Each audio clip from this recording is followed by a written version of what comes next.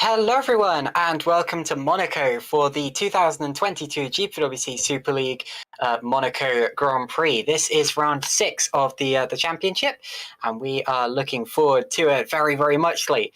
The second street circuit in a row, so the drivers are very used to these tight walls and narrow streets by now, although this one even tighter and narrower than Azerbaijan, which is where we were a couple of weeks ago. I'm being joined by my broadcast director, Szymon, who has very kindly stepped in for our usual Argo Tida. And I will be joined by Ross McIntyre later on, although he is currently stuck in traffic, so we're going to have to start the qualifying session off without him. That's okay though, we got 15 minutes of quali to get through, so plenty of time.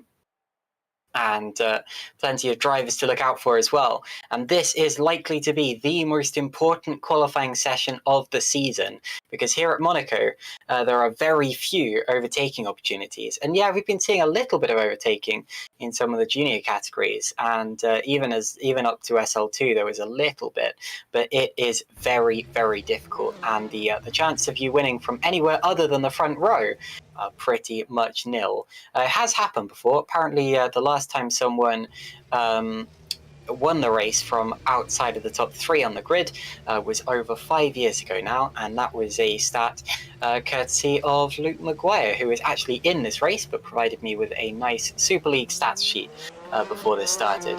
Green flag now for the qualifying session, and away go the cars around the circuit. You can only see one of them right now, but trust me, they are all out there. It's just that they have a private qualifying session, so they won't be held up by other drivers around these twisty Monaco streets, which I'm sure will be a big relief to all of these drivers. Down to Mirabeau, we're watching the number 76 Red Archer car of Matthias Moose, a pretty quick driver who knows the streets of Monaco relatively well. He finished second in Bahrain earlier this year and has been in the top 10 at every race of this season, and is currently sitting 6th in the championship. He heads through the Monaco tunnel, still on the outlap, so not going quite as quickly as he will be on his main run. I'm told that tyres are going to be something to look out for today. In the real-life Monaco Grand Prix, of course, you want to pit as little as you possibly can. It's always a one-stop strategy for the winner, or usually anyway, unless there's like weather or damage or anything like that. But usually, it is a one-stop strategy for the winner. Here today, I'm being told that that is not very possible, or not very likely anyway. They will still want to do as few pit stops as they can, so I'm expecting 2 stoppers for the winners, but that's only for track position. In terms of theoretical race pace, 3 stoppers are probably the fastest option. It's a relatively short pit lane here as well, so we could definitely see people gambling and going for 3 stoppers. It's just that I would expect them to get held up in the pack as a result of doing so. Here is Matthias down into the tightest corner on the calendar, the Monaco hairpin, down into first gear, and you go incredibly slowly through there before heading out towards Mirabeau Basse and then Portier. And the tunnel once again, the car's engine echoing around the inside of that cylindrical building as we head towards Tabac. Ross McIntyre no doubt will bring up the fact that there used to be a tobacconist on the outside there, which is why it's named that. And then La Rascasse, which is where Moose gets it a little bit squirrely and decides to abort the lap. So it looks as if Maciej Munich is going to be the first car we're going to see complete a lap. He's going to come across the line now and set a 1:08.052. In terms of distance, Monaco is the shortest circuit on the calendar. It's not quite as short as some other circuits, such as the Red Bull Ring and Sao Paulo, in terms of the actual time it takes you to lap this track, as Luke Mitchell's had a shunt. But it does have the least actual track surface to race on. And the distance, if you follow the racing line, is shorter than those other circuits I mentioned. Here is Adam Mcguire, 2020 champion. He's missed 2 rounds of this series so far, although has returned for Monaco. Both of the rounds that he has finished at Australia and Portugal, he was on the podium. And Australia, he won. One of 4 different winners we've had in the first 5 races so far, and he is yet to be outqualified by a teammate in this series, although of course has not made every single round so far, so that's not quite as impressive as it sounds. Actually, never mind, he has been outqualified by his teammate a couple of times. I should have looked at Luke Mcguire's fact sheet there. Adam pulling into the pits there. Sorry, Luke Mitchell. Luke Mcguire is a totally different person who, of course, won the Super SL2 race the other day, the Super Lights. David Yunt still in the pit lane.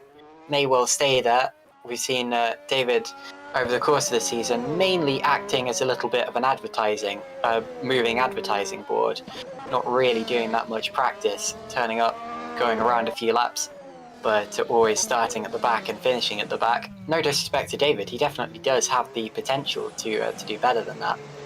It's just that he will make no secret of the fact that he doesn't really want to be in that seat right now. Cameron Roger beginning his first flying lap. Big twitch, gets into the wall on the outside of Sandoval. A common mistake to make. That's why they say you're not supposed to do heroics down into Sandoval, especially on the opening lap of the race. And that looked pretty over heroic there for Cam Roger. Down into the Lowe's hairpin. Probably not the quickest lap we're seeing here from Cam Roger, although you can use that wall a little to ride your way around the corner. It doesn't cost you that much time sometimes, except Roger looked a little more sideways than I would have liked. Here is Matthias Moos across the line to P7. We were watching him earlier when he abandoned his first flying lap, but now he goes 7th. And there's the order. It's Winnick on pole so far, followed by Harvey, Ruel, and then the 2 box with Yannick ahead of Leon. And remember, Mathieu coming off the back of 2 consecutive pole positions and continuing that streak. I'm delighted as well to say that we are now being joined by Ross McIntyre, who has beaten the traffic and has got home in time for the end of the qualifying session. Ross, welcome to Monaco. Well, thank you very much, Caitlin. Pleasure to be here. Beat one set of traffic out on the road, now I'm getting ready to watch another set of traffic out on the racetrack. Well, yeah, great to be along, and yeah, great to be here for yeah, it looks like we've got plenty of time left in qualifying as well, so that's great to see. Very tight up the top, as you just said, when I waltzed on into the commentary with Thomas Harvey there. A purple middle sector before he clattered the outside wall coming through the swimming pool, and a bit too deep coming through Raskas as well, so I don't think this is going to be the lap, unfortunately, for Thomas Harvey when it was looking so good. No, wow, lost 0.6 of a second there in the final sector alone. Leon Bock, though, pole position now. Wow. 108.009, that is fast. That is, and actually Harvey didn't lose that much at all. It's just that the timing screen is a little glitched for some reason. Alessandro Quinte there appears to have bailed out of it midway through the Raskas. Here comes Eros Masciuli. And yeah, it doesn't look like I can trust my timing screen right now because it has Leon Bock's lap registered wrong. So something's gone a little bit awry there. Masciuli up into P9. So there you go. Heading through the Massenet. And Liam Duval has had a little shunt and lost his rear wing. But like I said earlier in this broadcast, if he makes it back to the pits, he should be okay. Of course, the worry about that is that if his rear wing is out on track somewhere, the game... Whoa, big slide for Adam Mcguire there. But yes, the game can get a little confused about that sometimes. We've seen people hitting invisible wings as the single-person quali makes the cars invisible, but doesn't necessarily make their wings impenetrable, which is not ideal. But hopefully we won't get too much of that today, because these drivers, in theory, will crash less than some of the drivers we've seen in the junior categories. Down into the swimming pool, or towards the swimming pool section, he's got the Nouvelle chicane to maneuver around first. Goes Stefan Roth, and it looks as if this is an in-lap for him. Yeah, it does seem to be, as a roll, yeah, a decent length off the pace. And yep, there we'll see. Diving to the right, in comes the reigning champion into the pits. Of course, plenty of time left to get a new set of tyres on, or a few, as Cameron Roger slides into the outside wall, coming out of Tabac. And wow, you can just see how hard these guys are pushing. I mean, they are absolutely on the edge through here. They're, you know, the edge of grip. Again, you know, it's Monaco. You make a mistake, you're in the wall. And, you know, we've been seeing lots of drivers just touching the walls, pushing too hard. Cam Roger goes to 23rd there. Yannick Bock, wow, that's 0.2 up in the first sector. That is very fast for the number 15 driver. Coming into the tunnel, let's stay on board with Yannick as we go through the tunnel. Again, the joys of sim racing is we don't have the camera cut out while we go through here. And now into the Nouvelle chicane. Hard on the brakes, don't tag the inside wall, don't take too much curb, don't tag the outside wall on your way out. Now Tabac, a very, very fast corner. Don't cut the outside. Oh, that was absolutely inch perfect. But he's just 1.2 seconds down in that middle sector. So Yannick Bock has obviously made a mistake that we haven't seen. It must have been just before we got on the cameras. But Mionek, meanwhile, his 200s, nearly 300s up in the middle sector after being down in the first sector. Nails it out of the final corner. DRS wide open. Oh, just misses out by half a tenth of a second. It's very, very close up the top. And well, Caitlin, you said earlier, Quinte now looks like he may be going very, very fast. So let's see what Quinte does as he comes to the line. Isn't pole, but it is 5th place. A great lap there from Alessandro Quinte. Well, Caitlin, you said earlier that there's now Thomas Harvey a purple first sector as well. You said earlier, no, in theory, that these drivers shouldn't be crashing as much as those in the, the kind of the lower down series on the GPVWC calendar. But, you've got to remember as well that, well, what happens in theory doesn't always happen in practice. And we've been seeing so far this season, these guys are pushing so hard that, there's a very fine line between getting it right and getting it wrong. Yes, of course, that is in theory. The trouble is there's more at stake here, although every driver, as Harvey once again, purple 2nd sector, we are watching a flyer of a lap here. But yes, every driver up and down the career ladder would have been treating this just as competitively. But look at this, slotting it through the barriers, inch perfect. Thomas Harvey approaches the line. It's going to be the first lap under 1:08. It's a 1:07.887, the fastest overall in both the 2nd and 3rd sectors, and faster than Leon in the 1st sector as well. Stepkowski goes up to P9, and the gap for pole position is currently a 1/10 of a second there between Harvey and Buck. Masciuli here, that's not a true purple, but it is still a very fast first sector, comes up to the line, P10. Goes Eros Masciuli, and Dan Brewer now also improving, once again struggling in quali as he has been in the last couple of races. Can he get himself at least into the top 15 for now? God, wow, he is still struggling quite a lot there. Interestingly, David Fidok had the fastest 3rd sector of anyone before Thomas Harvey took it a couple of seconds ago, and so he could be another one to look out for today. And I'm not hugely surprised about that, because here at Monaco, experience really does tend to come to the fore. There's a reason that new drivers don't tend to win at Monaco in either sim racing or the real thing, and that of course is because it's such a tricky circuit. You need to have tested your car to the limits and made the mistakes to know where the limits are. That's the process that the new drivers will be in today, and the more experienced guys like David Fidok will have it all tied up and ready already. Yannick Buck now also gets his time under 1:08, and he is only 37 thousandths of a second of Thomas Harvey there. So once again, we are setting ourselves up for an extremely close end to qualifying. We are indeed, and again, you talk about experience, Kelly, but one thing to note actually is that no driver on this Super League grid has ever won the Super League Monaco Grand Prix before. They've maybe won it in some of the lower down series, but nobody on this grid has won here in a Super League race. So even the drivers with experience, there's no one to kind of claim the king or queen of Monaco title. I mean, the last time we were here back in 2019, Dennis Jordan won the race, and he went and set the lap record that time around as well, at 1:07.363. So we're still a little way off of that at the moment in the qualifying session, so maybe not breaking any lap records out there today. But yeah, there's no one on this grid as Leo Bock bails out in the last minute. Robin Pansar, a purple middle sector. Let's see what he can do in the Burst Esport car. No one on this grid has won this race before in Super Leagues as Pansar goes to P5. Great stuff from him. I'm sure that Burst Esports will be looking for a strong result this weekend after what's been seemingly lackluster few races the last couple of times out, even though they've been, strong performances. Ultimately, the results haven't come. Fidok goes to P9. 2 minutes left on the clock. It's still Munich leading the way now, a 1:07.831. Yes, Winnick just improved. It's the fastest 3rd sector of anyone and the fastest lap overall. 1:07.831. As you said, Ross, 4 drivers now under 1:08. Florian Geyer here won't quite be that close, especially since I think he just tagged the wall out of the second swimming pool section there, so that might put pay to this lap, but he's continuing it, possibly setting up for just one more. And he'll only get time for one more. Oh no, he might get two if he's backing out of it here, so heading back to the pits, and it looks as if he's not going to get another lap in this session.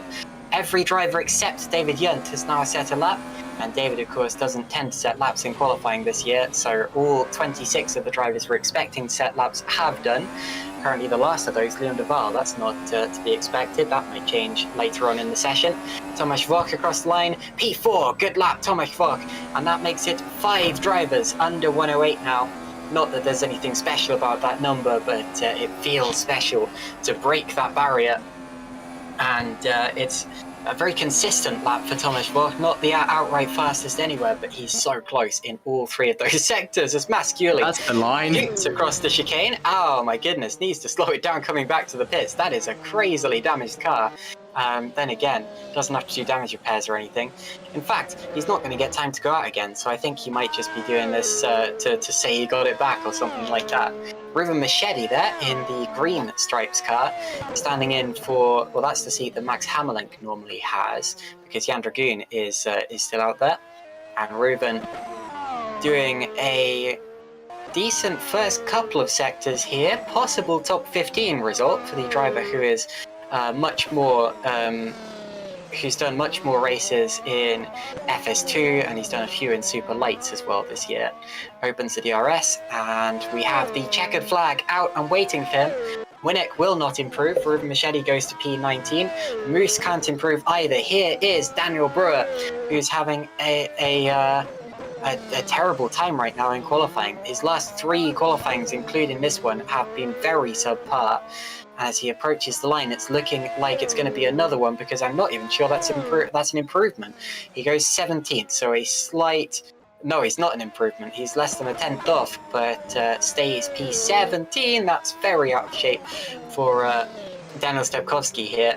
Now, Thomas Harvey did just about make it across the line in time to start a lap. He is on a flying lap right now, and it could be the last opportunity that anyone has to beat pole.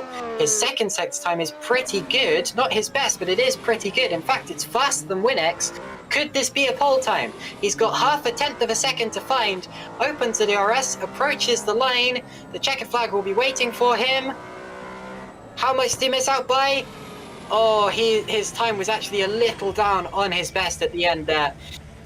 He must have made a mistake in the final sector, so Thomas Harvey just misses out on a pole position.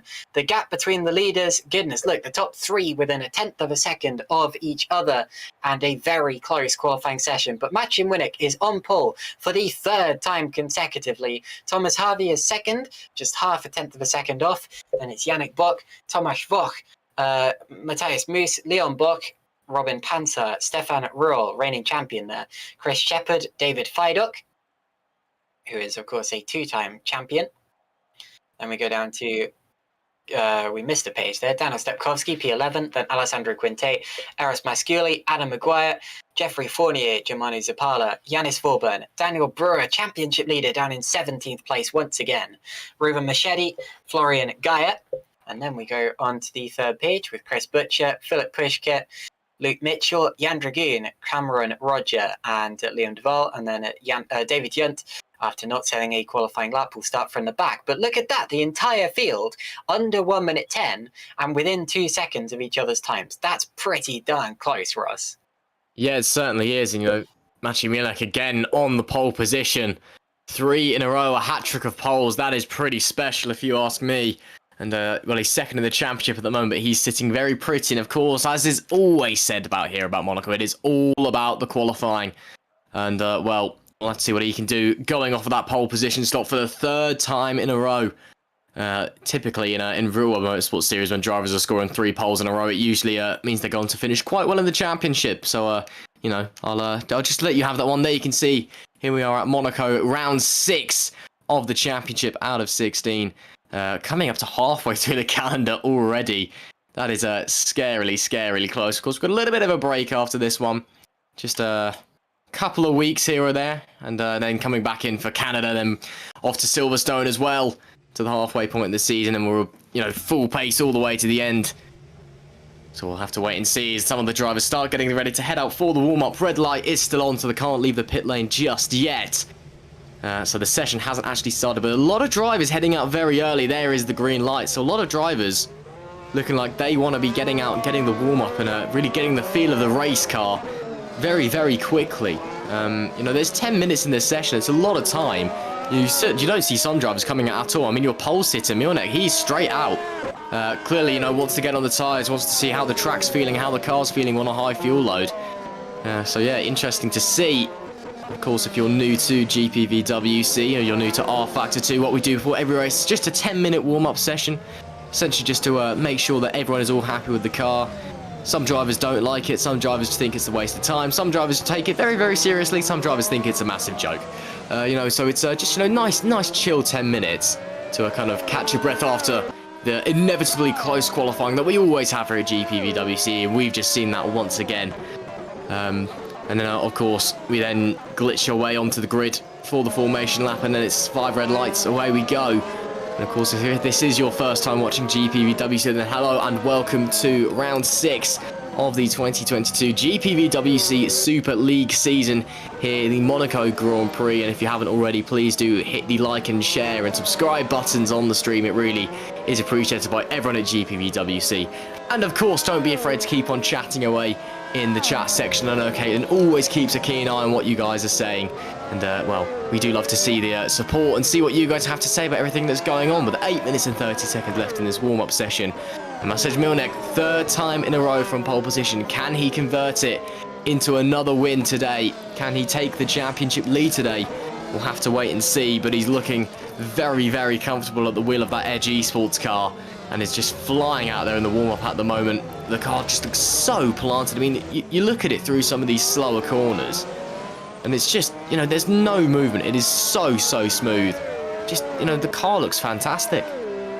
And actually, a good point from Owen McGuire in the YouTube chat here, which is that the head-to-head qualifying video, which is going to be coming out in a few days, is once again going to be Winnick versus Brewer, because they have now shared the front row of the grid.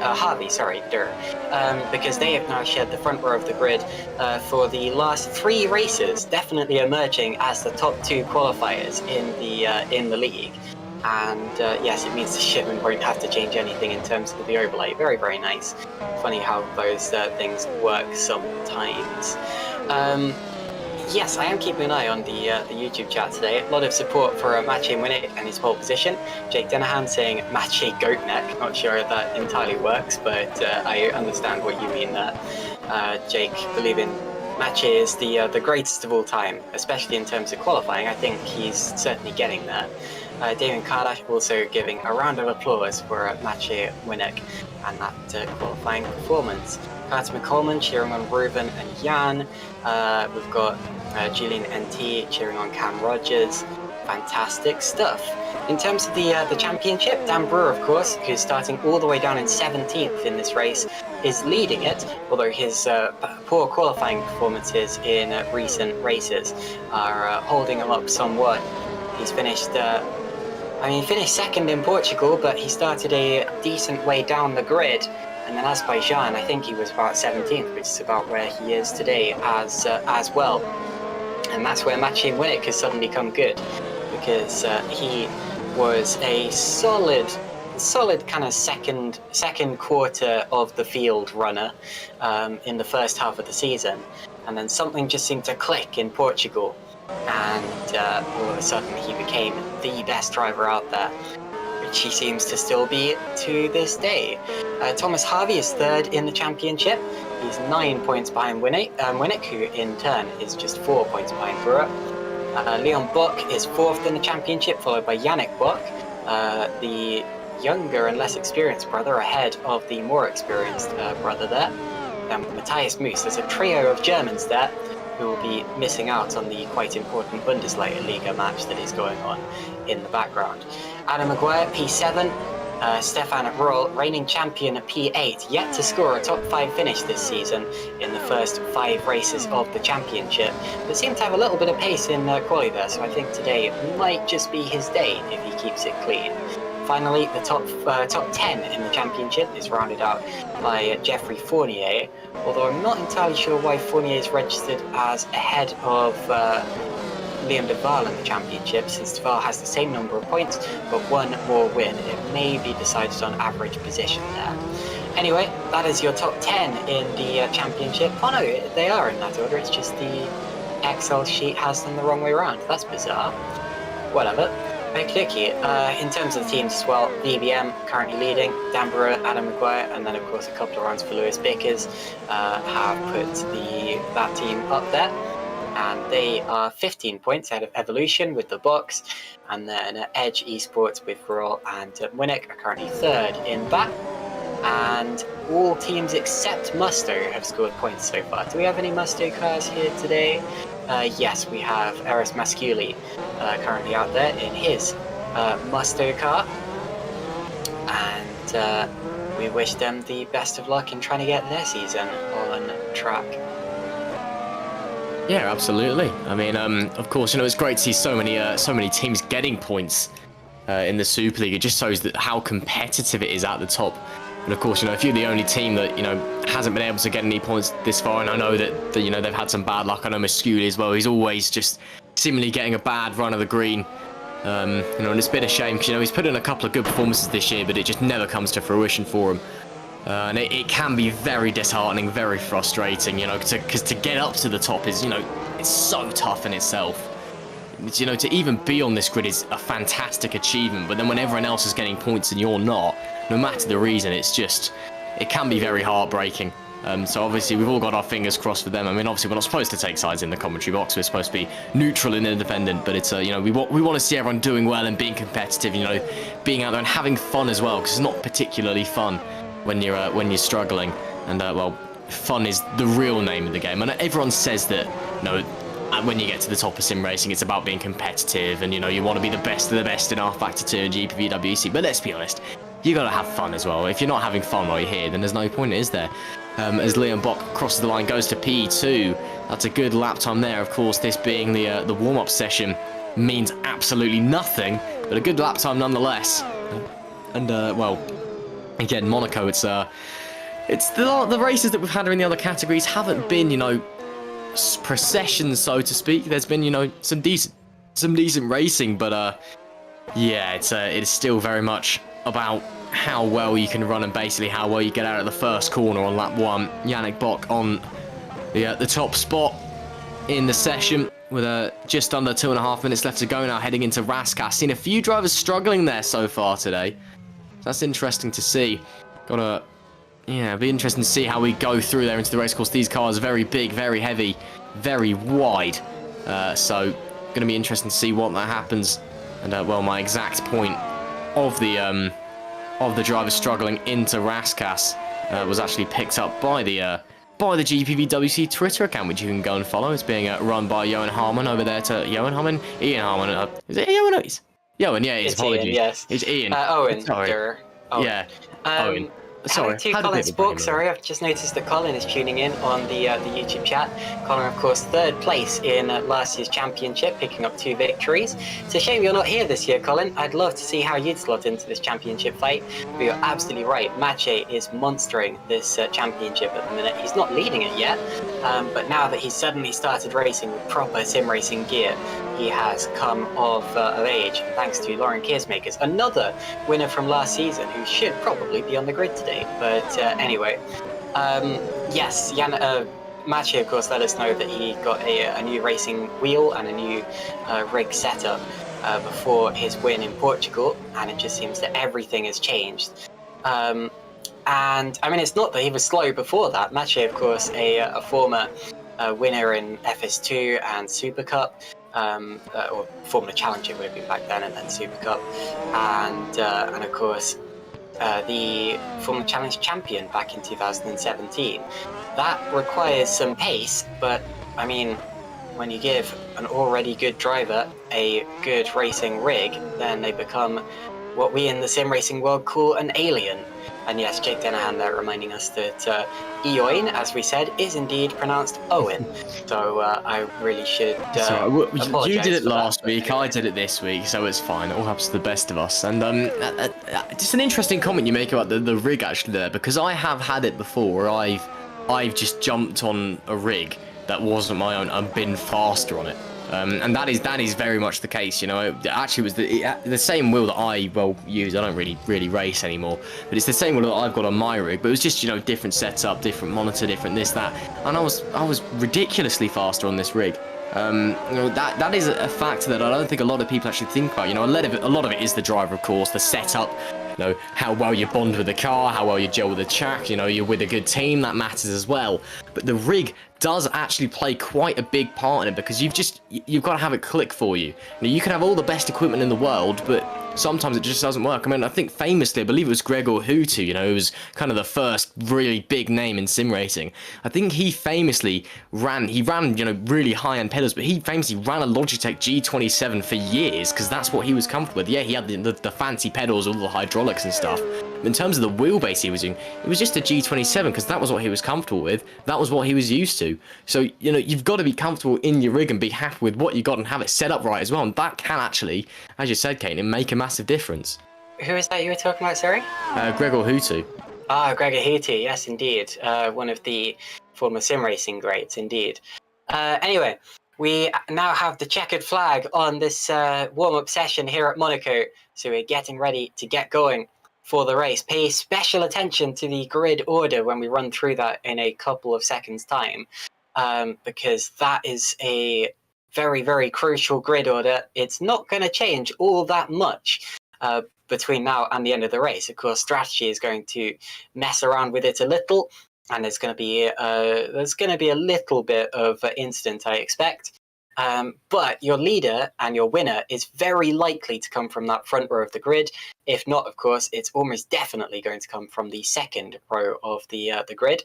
So keep your eye on that. The first page of the standings, you can basically pick your winner from that. I say that, of course, very famously. We've had some chaotic Monaco Grand Prix in the past where that hasn't been the case. 1996 in the real-life Formula One.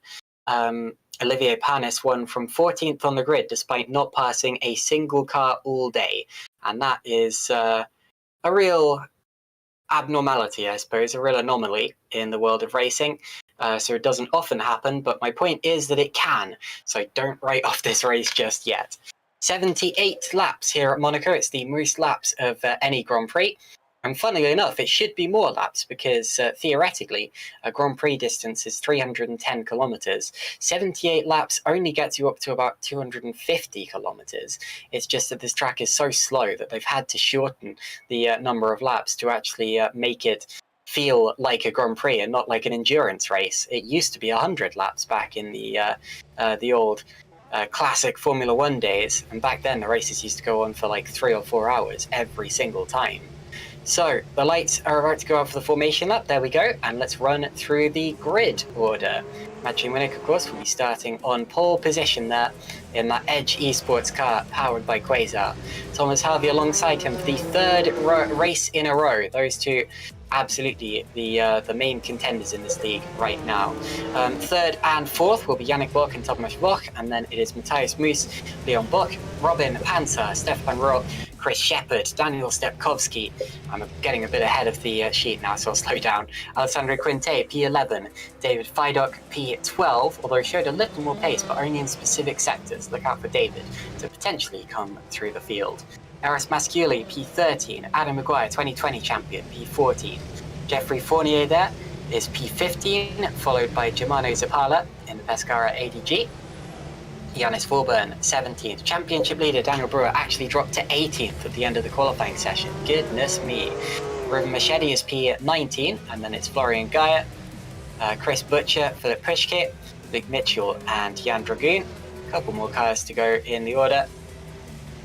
Cameron Roger had a tough time in quali. Leon Duval, we saw him without a rear wing at one point. Didn't really improve from that point onwards.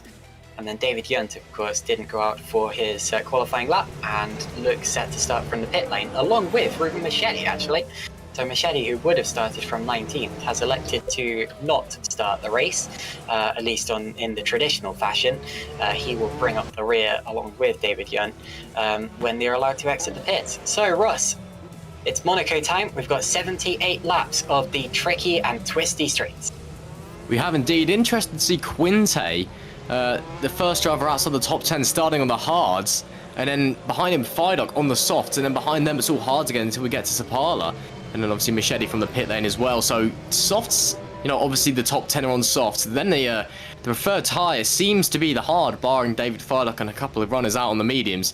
So who knows what's going to happen. But as you said, Caitlin, as the cars lining up round that curvy straight, it is all about how well you can get out of turn 1. Can you stay clean, and can you get up Beau Rivage, and can you settle in, find your rhythm, and just let the race run its course. It's 78 laps. It's the longest race we've got in terms of laps on the calendar.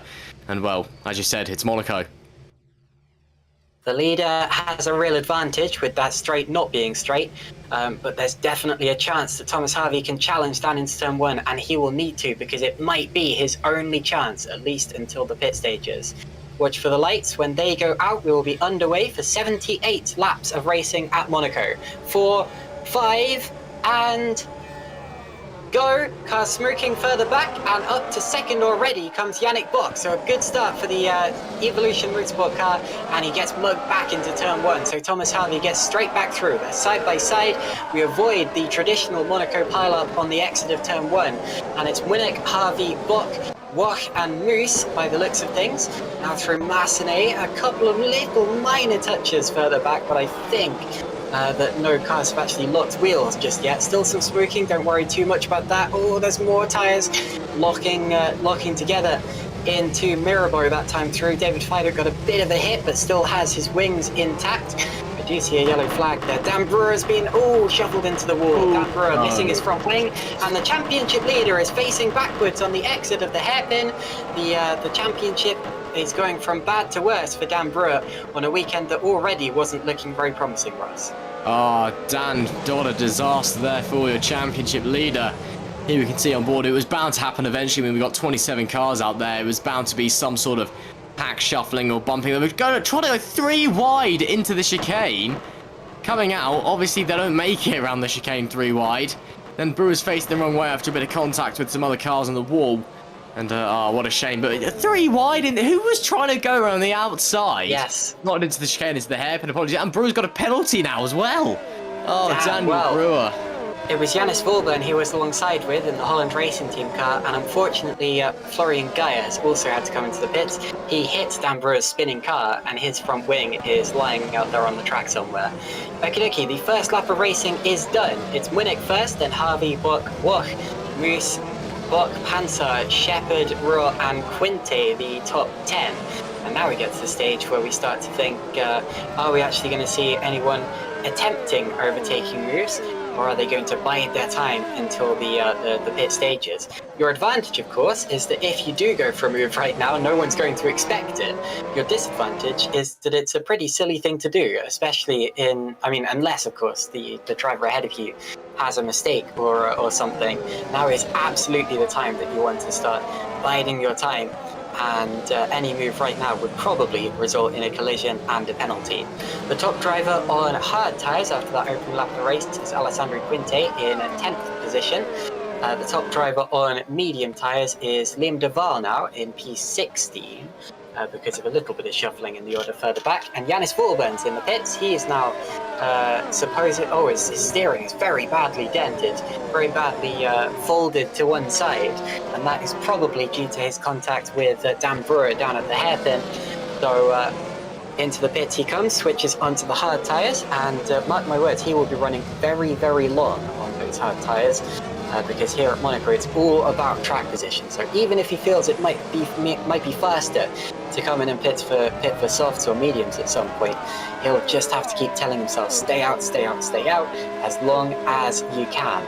Of course, the disadvantage is that's not quite as effective as it would be in real life, due to the lack of possibility of any virtual safety cars. Adam Mcguire, oh dear, forcing, well actually he didn't force the car ahead of him to cut across the chicane.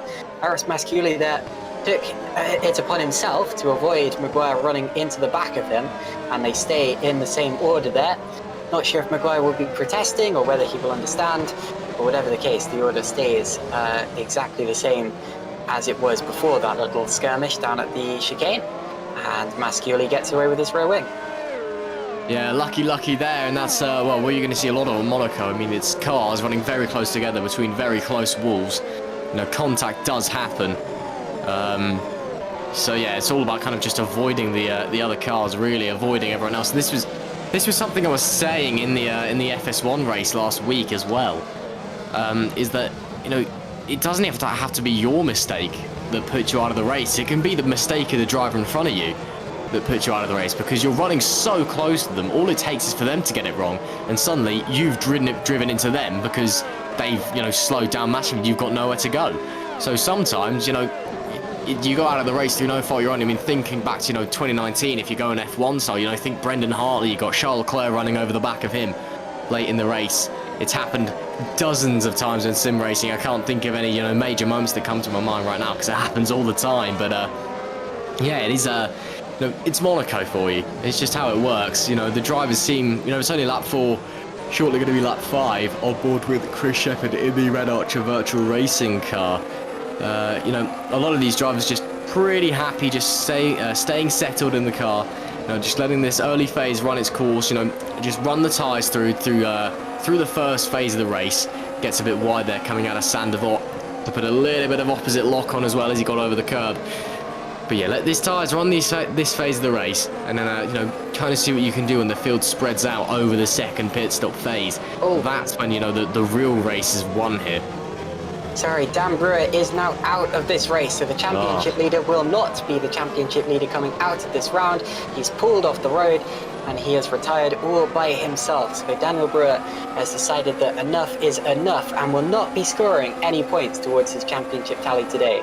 He will go away from Monaco very disappointed. Look at Mcguire once again on the back of Masciuli, this time to the outside. Turns in, had to do so at some point, and gets through. He was slightly over the curb on the inside there, but did he... I'll have to check the rules actually to determine whether that was quite legal or not, but it was very close. And actually, I mean, a pretty brave move nonetheless from Adam Mcguire, going up into 11th position ahead of Eros Masciuli. Talking of brave moves, Liam Duval's first lap was an absolute masterclass of car placement. I've taken a look back at it, and where he put his car up through the hill and all the way down to the hairpin was absolute mastery, and he made up 10 positions on the first lap of the race alone at Monaco. Some of that admittedly did come as a result of that incident at the hairpin, which he was slightly involved in. He was one of the 3 cars that was side by side going into that corner with Brewer and Vorburn. Although in Liam's defence, they weren't 3 wide when he went for the move. He went for a move on Vorburn, and then Dan Brewer decided to stick his nose in all by himself.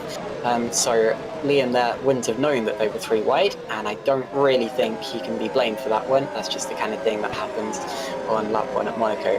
Whatever the case, fantastic opening lap from Liam Duval, and that is why he's the top driver on medium tyres right now, and in a pretty good position strategically. I mean, we do forget that Liam Duval did also win the first race of the season on a masterful strategy. So, you know, we know he's a great driver. We know he's got a great brain for racing as well. You know, that race 1, that strategy he managed to pull off was just brilliant. And then on the defensive drive as well, because he was in a battle in the last 5 laps for the lead. It was fantastic. So, you know, Duval, you know, he, on terms of raw pace, you know, he may not be the quickest out there, but he's very, very smart, very capable behind the wheel, and he knows his kind of racing. He knows what he has to do. He's got...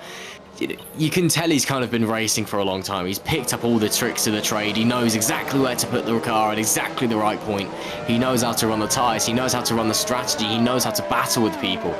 So, and I think Monaco is a track that should, in theory, suit him right down to the ground. Because yes, you know, it's obviously, you know, it's very, very difficult to get past drivers here, but it's a track that is just all about putting the car in the right place at the right time, and that is what Duval is good at. And you know, as you said on that first lap, absolutely brilliant, flying his way through the field on that medium rubber.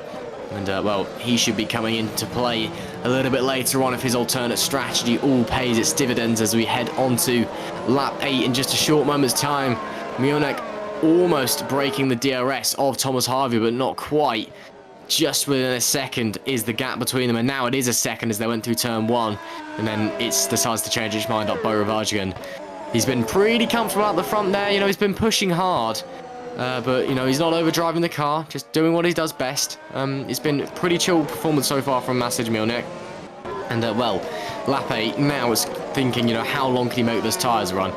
You know, And does he come in? Does he go for the overcut? Does he go for the undercut if Harvey comes in first? Or, does he stay out? Does he leave himself as a threat? Because if someone jumps in a pit lane, that could cause problems. Luke Mitchell just overshot turn 1 and he's not got a front wing anymore. So his Super League debut not going to plan, but it looks as if he already didn't have a front wing. So he's lost it somewhere on the front straight that isn't straight. Yes, lost control coming out the final turn as he opened the DRS. And that's why he is dropping back. Then again, this is his Super League debut and a place to do it. A difficult place to do it would have to be Monaco. Luke, very good in the world of Formula Sprint 2. He's one of the main contenders in that series right now. And I panicked him a bit before this broadcast, actually, because I said to him, doesn't that mean you can't come back to FS2 because you've now done more than 4 races in other categories. It actually turns out it's 4 races for each other category that you're allowed to do. So you're allowed to do 4 races in SL, 4 races in SL2, etc. Before you're not allowed to go down to a lower league such as FS2. But I did panic him briefly, and he did check the rules, and he did prove me wrong. So well done, Luke. Sorry about that. Nah, I'm sure that all the drivers out there know the rulebook absolutely perfectly, because that's exactly what you're supposed to do. Is the second you get the rulebook at the start of the season, you read through it and you memorize everything, because that's what everyone does 100% of the time. But yeah, I mean, of course, you can, jump around. Of course, sim racing, it's, this isn't anybody's full-time job here, maybe apart from some of the guys who happen to be streamers, or, are just lucky enough to happen to make a bit of a living off this. Most of this field, this is a hobby for them. They might be getting a little bit of money from their team maybe, but it's very much they're doing this working around their family, their work. So it's a lot of these guys, it's sometimes they can't make races, sometimes they'll have family stuff, sometimes they'll have workers. Is that someone blowing up there that Stefan Rolt's gone past? I think it is. I'm not sure who that was, but it's going up Beaurivage, looked like somebody going up in smoke. But it may have been someone who's been in the pits, because that would explain why the car is maybe. Maybe. Anyway, Liam Duval now in the pits, going on to hard tyres, and I think this is another one of Liam's strange but possibly effective strategies, where he's decided he's getting held up too much. He's going to go for a super long stint on hard tyres and possibly jump some people that way. He did have a big gaggle of cars ahead of him. His teammate was actually the car directly ahead of him, but he didn't have any damage from what I could see, so that must have been a strategic decision. So Liam coming into the pits now and recovering down in P23. The fastest driver on track right now is a driver who's been into the pits. Janice Falbert has set the fastest lap so far. No real surprise, because the drivers up front won't really have... I mean, some of them will be stuck behind Winnick, and Winnick can decide his own pace in this race so far. He can drive as slowly as he wants, and no one is actually going to be able to get past him. So at this point in the race, it's just strategic driving for Mathieu Winnick rather than racing itself. The drivers further behind, who may have been held up, they really do need to race, because they can still get themselves back into the points here if they just push. Now, Monaco is a controversial circuit for racing. Some people say that it is not suited to modern racing cars, and to be honest, I agree with that. I mean, it very clearly isn't. They've very clearly outgrown the circuit. Although it does provide an interesting spectacle, because it's such a different style of racing. It's so much more strategic and so much less kind of about what you can do in the moment. Except when it isn't, except when you make a mistake, because mistakes are so inviting at Monaco. But the thing I mean about that is, at any other circuit, the leader right now would have to be pushing to try to keep the car behind, because otherwise, you reach a DRS zone with the car behind you, 3/10 off your gearbox, and you're a little screwed no matter which circuit it is. But at Monaco, you're really not. You can drive almost as slowly as you like, just so long as you give it a bootful out the final corner and down the straight, and sometimes cover it off into the chicane. But aside from that, it really is up to you. And you can back up the entire field as much as you like, if it suits you. Yeah, of course. I mean, again, we've seen across the years in both motorsport and sim racing, as you said, basically the lead driver, on worn-out tyres, being attacked relentlessly from the driver behind, where they just sit in the middle of the circuit, and the driver behind can't get past and you win the race. It is a very different style of racing. I'm a big fan of the circuit. I mean, it's a great circuit to drive. I think we can all agree that. Racing, perhaps not the best, but in terms of hot lapping, it is so much fun. Granted, as you said, the cars have outgrown it, and, it's not always the most exciting racing, but it's different. It's the original kind of street circuit, and especially in an era where all the new street circuits seem to be, how fast can we make them go as possible? Please, let's just go really, really fast, because that means good racing. Nothing has really changed about this track since the 70s. Obviously, since the 2000s, they've moved some of the barriers. But, in terms of the actual layout itself, it's basically been identical since the 70s. And it's such a spectacle, and it's such a physical demand for the drivers as well. Even in the sim, it is a very, very physical track. And I feel for anybody who, turns up here in real life and doesn't have power steering, because good Lord above, that must be tough. I know that you always like to say, Caitlin, that it's every race is exciting and every race has its own story. And, I do agree with you on that. But here as well, it's especially prevalent because it's not about the wheel-to-wheel action and who's going to overtake you and the excitement. It is just about the drivers. This is a personal battle with the track. This is about them ringing an 1,000 horsepower beast around what is essentially a street in a tiny city in the south of France. It is just, if you brought the concept forward today, you'd get laughed out of the meeting room. It's just that kind of race. The circuit technically doesn't conform to the FIA's it's the only non-grade one. It's the only grade 1 non-circuit on the F1 calendar, isn't it? Yes, it's because they don't need a license for that. Anyway, Janice Falbert, who does still have the fastest lap of the race, is now out. He's our second retirement. It looks as if he has called it a day because he hasn't had an accident or something. He is simply pulled into his box very violently, I must say. A lot of wings flying about as he enters the garage, but actually out on track. No accidents took place.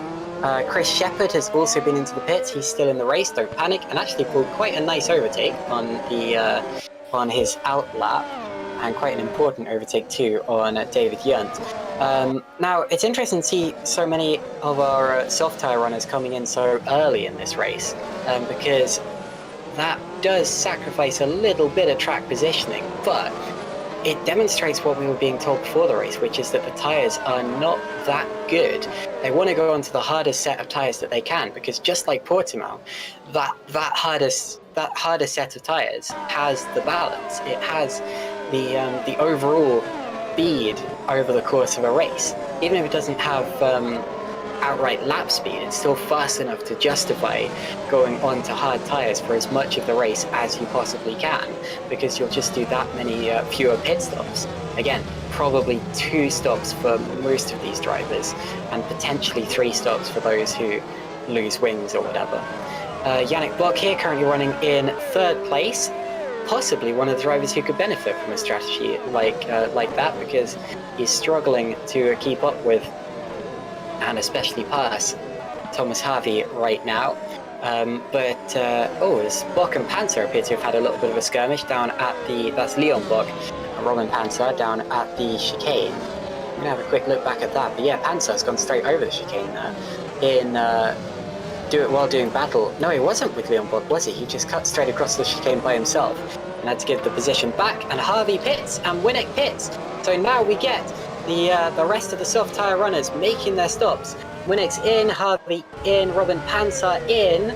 Yannick Block will temporarily lead the race. Right, it's hammer time for all of these drivers. The drivers who've gone into hard tyres need to start putting the power down, because now they can't decide the pace of the field anymore. It's not up to them. It's up to the drivers at the front of the field, who will be pushing for their lives to get that track position. It's now or never for all of these drivers. Yannick Block, Thomas Block, and the 2 drivers who you just saw pitting from 1st and 2nd, Harvey and Winnick.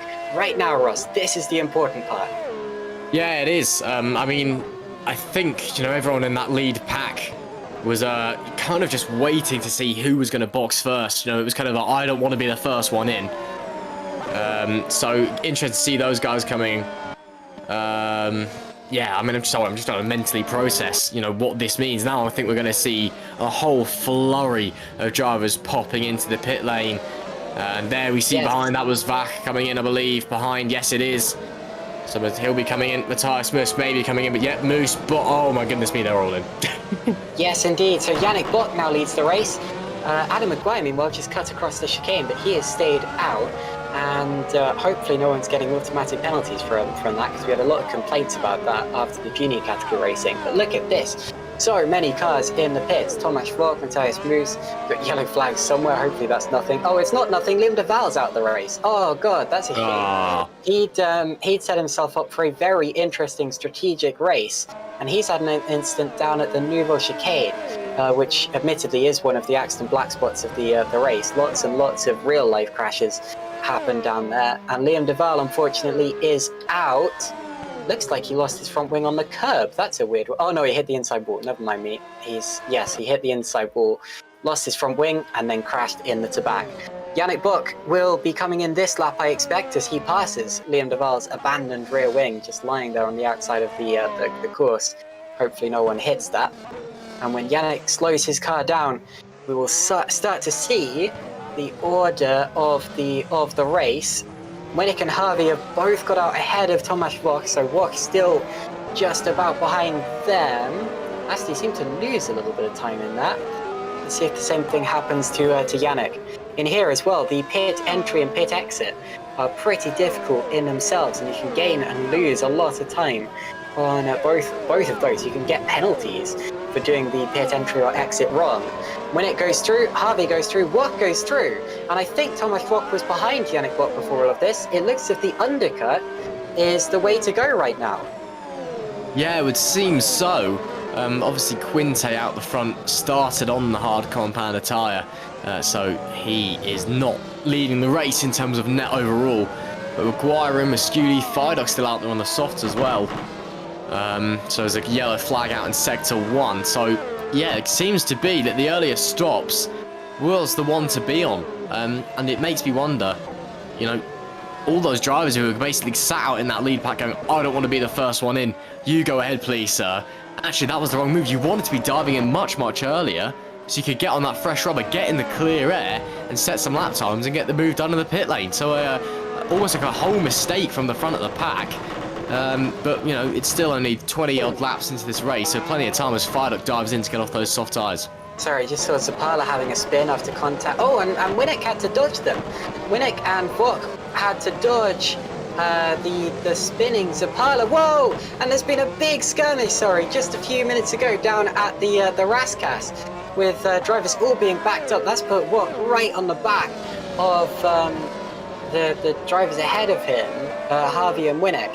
But yeah, Harvey and Winnick are so lucky to have their nose intact, and that's another thing about pitting so early. The yellow flag as well was as a result of a collision between Cam Roger and Ruben Machete, both of those cars missing wings. That was down there at Sandervoort, where both of them seemed to have a different idea about when to turn into the corner, and it came to blows.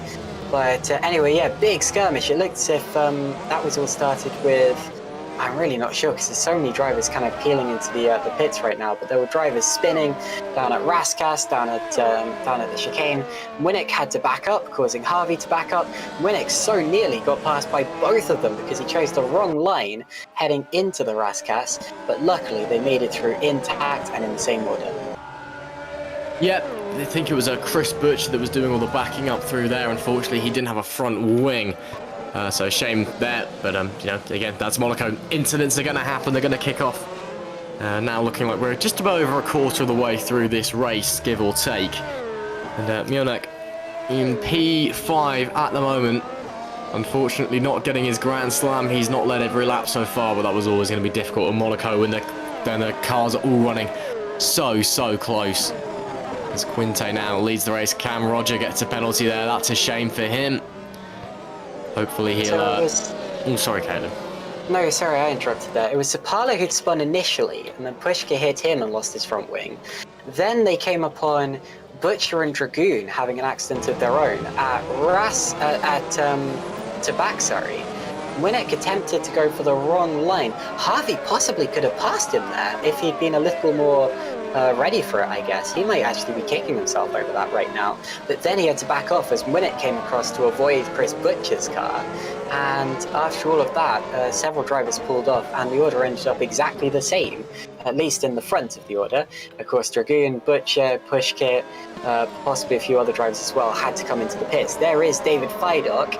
A little bit of weaving there down the straight, possibly testing for damage. I think he may have hit the wall earlier on in this lap.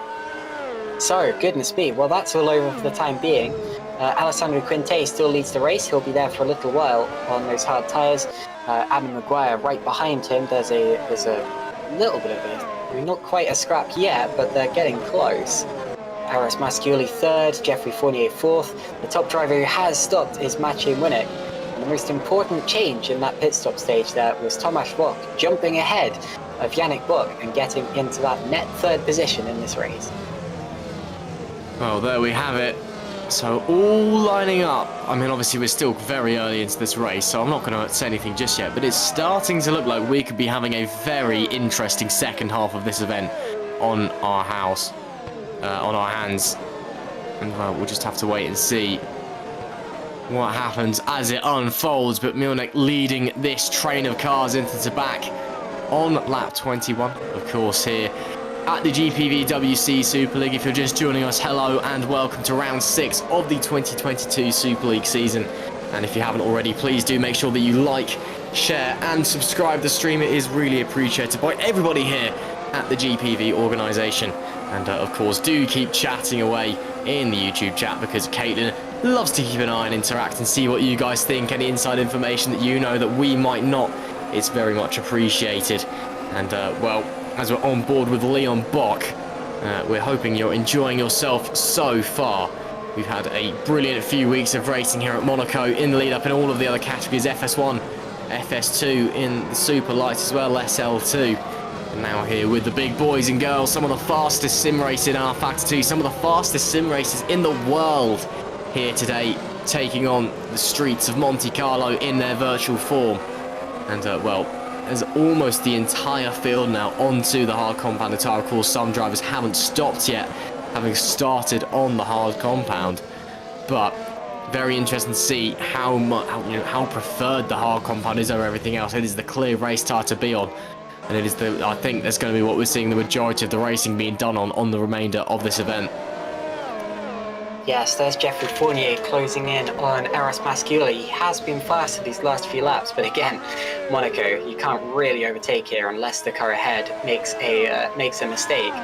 Unless it's the first lap, of course. Liam Duval made up plenty of positions there, and Jan Grankvist is crying in the YouTube chat that he was engineering Liam for the bans. Goodness.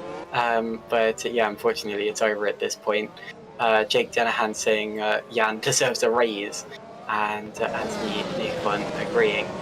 Yeah, indeed. Bad luck for Liam Duval there. He was doing a good job, although very easy mistake to make, knocking your front wing off into the chicane, because you don't really have a curb on the inside there like you do on other parts of the circuit. You have a solid sticky-outy bit of Armco, which your car doesn't really like to touch that much. But anyway, more of the race completed, and Alessandro Quinte still leading just over Adam Mcguire. Not Luke Mcguire, he won in Super Lights. That's true, isn't it? Adam Mcguire currently challenging for the lead in a race that his brother won the other day, at least won the support race for. Good place to be called Mcguire. That's the second time I've jumped in front of you there, I do apologise. But yeah, anyway, Thomas Rock still pounding out the lap times as we're seeing at the moment in the E-Team hard car.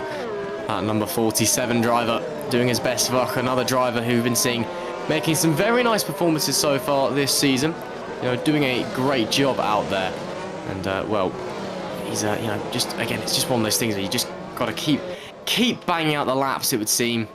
for Thomas Fuck, and eventually the results, they will come, but he's just gotta wait and see for the time being. But he's been doing a good job so far, I'd say, in my eyes anyway. And well, a best finish of 6th so far this year, and it's that being his best result as well. Maybe he will try and break into the top 5. Who knows? Plenty of time against him. P7 at the moment, so we'll just have to wait and see where he can finish as this race unfolds. Chris Shepherd as well, another driver who I wouldn't say he's been disappointing this season, but maybe not all of the results that he would have been wanting. His overall throughout GPVWC, he's just been, it's just not been his best time out there. Maybe he can get a decent result out there as well today, running P12, which is great for him in the Red Archer car. And well, hopefully he'll be able to crack into that top 10, but we'll just have to wait and see. So far, it seems like we have lost a few cars, 3 or 4 along the way. Of course, Brewer early on, losing Janice Falbert as well. And we've also lost Liam Duval in P25 after he was setting up a very interesting strategy battle. And a few drivers down the bottom already being lapped. But it is still Alessandro Quinte yet to box. A reminder that leads this race on lap 25. Still a long way to go here at Monaco. Don't go anywhere because it's all waiting to happen. It's very, very tense out there on track. You can see some of the drivers thinking about making moves, but no gaps appearing. And as this stint wears on, as those guys who started on the hards start to need to come in, that is when it's going to start getting interesting. Here's a question. Are we finally going to see a point for fastest lap dished out today? So far this season, every single recipient of the fastest lap has been outside of the top 15 and has been taking fastest lap specifically because they've got nothing better to do. Their race has been ruined in some way or another, so they've bolted on a set of the softest tyres and just gone for it. So far, the fastest lap today is held by Philip Pushkit. He is running in P15, so it's right on the buffer between scoring points and not scoring points. The leaders have got a few back markers in between them there. There's at least someone in that fight who isn't supposed to be. Anyway, yes, they've just lapped, in fact, Luke Mitchell in the Adonis car on his Super League debut, still running despite that little incident that he had earlier on. Luke Mitchell is taking that car out today to replace Manuel Biancalilla, who's not here today. In fact, Agustin Canapino isn't here today either. Is there a second Adonis car out there? Yes, there is. It's Chris Butcher. So obviously they found 2 replacements for the 2 regular Adonis drivers, who up to this point have both made every race of this season. The only car that's missing, it appears, is the second Musto car. Currently the first Musto car, Drs Masculi, running in an impressive 3rd. And if he finishes anywhere near that, then the team is going to be absolutely over the moon. Although they're putting all of their eggs in one basket today, having only Drs Masculi out on track at a circuit with such a high rate of attrition as Monaco. I mean, Masculi's best finisher this year has been 17th. I mean, of course, he's won a few GPVWC races way back when on the fast course, Masculi. Former returning driver to the grid this year after many, many seasons away. But, I'm sure he's vowing to return to the podium. He's been running well so far today. Maybe he'll be getting back up there. Who knows? We'll have to wait and see. But, he's lining himself up for what could be a very, very good result. Quinte, though, still maintaining this lead on lap 27. Doesn't dive into the pit lane, decides to stay out there. You can see the top 4 drivers, Quinte, Mcguire, Masculi, Fournier, haven't boxed yet. Robin Pantel's boxed twice, actually, which is interesting. But this front 4, none of them are coming. So it is still Mionek that is leading the net race. That when these guys come in, he will be inheriting the lead. There is then the pole man, the number 96, and the man who, as it stands, come the checkered flag, will be leading the championship, presuming he finishes where he is now, or even higher, or even lower. He could finish a lot lower and still be leading the championship coming out this weekend. And well, it's again, as I said this earlier, I say this every time, looking very, very comfortable in that car. No mistakes, no overdriving, just hitting his marks and going round, and it's looking very, very tidy out there. Yes, of course, not running in the podium positions right now, but that's not representative of his performance just yet. He's catching up to Jeffrey Fournier, about 6 seconds between them on track right now, and he'll be hoping that Fournier comes in before he reaches him, because a little bit of traffic is the last thing that he needs, especially at a circuit where they don't have to get out of the way. It's another reason why Monaco is such a strategic race, because yeah, you can't really overtake on track, but you absolutely can through the pit windows if you overcut someone or undercut someone, both of which can work at Monaco if you do them, in the right way. Yeah, absolutely. Again, it's just so narrow out there. You know, the modern Formula car is so wide. It's bumpy, it's narrow, the corners are blind. Obviously, you've got maximum aero on, so it's hard to follow cars as well. So your best bet of getting through a car in front is, you know, to try the undercut. The undercut is powerful here at Monaco if you pull it off correctly. If you're coming out into clear air, you know, you can really gain a big amount of time. But obviously, the problem is that in sim race, you don't have engineers and strategists at the trackside watching and going, if you box now, you won't come out into clear air. And, you know, supercomputers back at the factory running hundreds of thousands of strategy calculations a minute, factoring in all of the possible outcomes. You've just got yourself, maybe an engineer in your ear, and what your team decided pre the race of what you're going to do. And, well, then off you go. So you've really got to, you know, use your initiative and pray you get lucky, essentially, when you come in for an undercut. But yeah, a lot of time can be made and lost in the pit lane. It is, you know, crucial, as there we see Mcguire then into the pits, the first of those front pack coming in for a pair of medium tyres. Okay, that's interesting. So he's gone 30 laps on the hards. Fournier came in as well, and he's now gone onto the medium. It's going to be tight coming out of the pit lane. Fournier has to give way to Mcguire, and Fournier as well, I believe, is on the hard tyres. So yeah, difference in strategy here from the guys on the alternate strategies. Yeah, that's a pit exit you can't go side by side through. That means that Maciej Winnick now is back up into the podium positions. Meanwhile, Ruben Machete, unfortunately, has called it a day. He's pulled off to the side of the road and has retired. So 23 drivers remaining in this race now, 21 of those on the lead lap. And goodness, this race is going relatively quickly, actually. Just 9 laps until halfway through this race, lap 30 out of 78. Of course, it'll feel like it goes quickly if you watch the lap counter. The lap counter will tick by quicker than at any other circuit due to how many laps there actually are. But of course, the race itself is still the same sort of length as any other race in terms of time. Distance is shorter. There you see the pit stoppers. Pantel's been in twice, I think possibly partly because of damage. Yeah, I think he got involved in the whole Chris Butcher thing down at Tabac back when that one happened. Just 2 cars yet to stop, the leaders, Quinte and Mcguire. In the real Monaco Grand Prix, I am absolutely sure that there will be drivers going a lot longer than this into the race on their starting set of tyres. It's just that today, the actual tyres that we've turned up with here are very, very soft, and probably softer than the teams would have liked. And it means, of course, that they're having to make more pit stops than they would have liked as well. 1 pit stop each for most of these drivers. Quinte and Mcguire could potentially still go for a 1-stopper. Even that's going to be tricky, of course, because of the fact that they're going to have to switch onto a softer compound of tyre.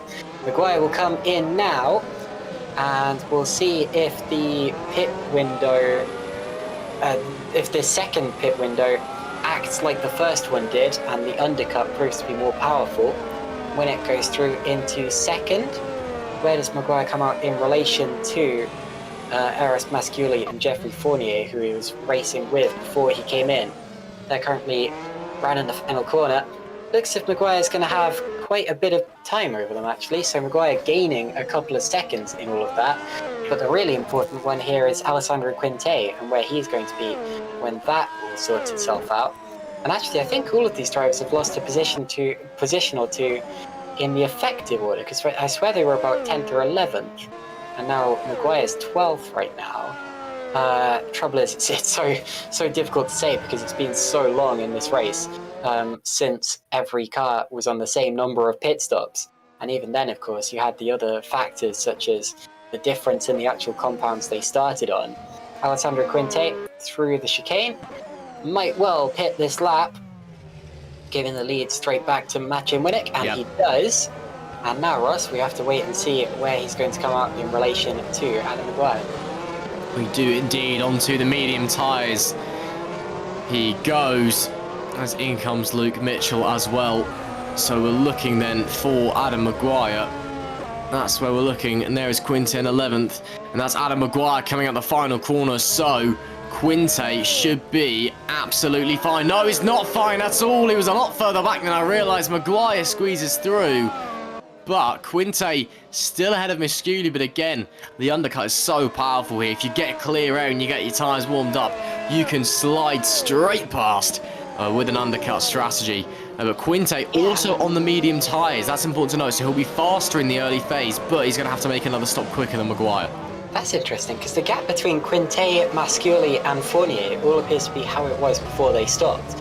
But somehow Mcguire's gained about 3 seconds in all of that. So just a really quick pit stop from Mcguire or something along those lines. Maybe a quick pit entry and pit exit. Whatever the case, Adam Mcguire has really taken advantage of all of that. And he's not just gained a place on Quinte, but he's also gained quite a lot of time and potentially places in the net order, because we're getting to this point in the race where we can't really talk that much about the net order anymore. It all seems to sort itself out towards the very end of the race. Here probably less than in other places, because you'll be able to see where drivers slot in a long time before the end of the race, and then it's going to be a lot harder to overtake and gain time on softer tyres than it would be at other circuits. Mcguire now sets the fastest lap of the race, so yeah, he not only has he gained time in the actual pits themselves, but he's gained time on track by pushing and pushing, and he's getting away from Alessandro Quinte now. Has still a few seconds to gain on David Feidock. Another thing to notice as well is that the field is still very, very closely packed in this race. 10 seconds will take you all the way down to 11th position after 34 laps of racing. And that is representative of what we've been seeing in this race so far. That's not just the pit strategy making things look a bit weird, because they've all had the same number of pit stops right now. And they're all, or at least most of them, are expecting to make the same number of pit stops from here to the end. But yeah, that really does show that actually the field is remaining quite close, and Winnick may have backed up quite a few people towards the start of the race, as I suggested he might. Sorry, Kenny, could you repeat that for me, please? Because my internet just had a moment and I didn't quite catch the back end of what you said. Oh, it's okay, nothing important, I'm just waffling. But anyway, Winnick's not leading now. 1 second. Fair to waffle. Yes, 1 second over Thomas Harvey. I won't be talking about the DRS zone so much today, because there is only one DRS range, only one DRS zone. And it's not really an overtaking opportunity unless the car ahead of you makes a mistake. But Harvey is just about still in DRS at Maciej Winnick. Then it's Tomasz Bock, Yannick Bock, and Leon Bock. And then Moose, Rural, Butcher, Stokowski, and Feidock completing the top 10. The rest of the points are Mcguire, Quinte, Mcguire, Fournier, and Pushkin.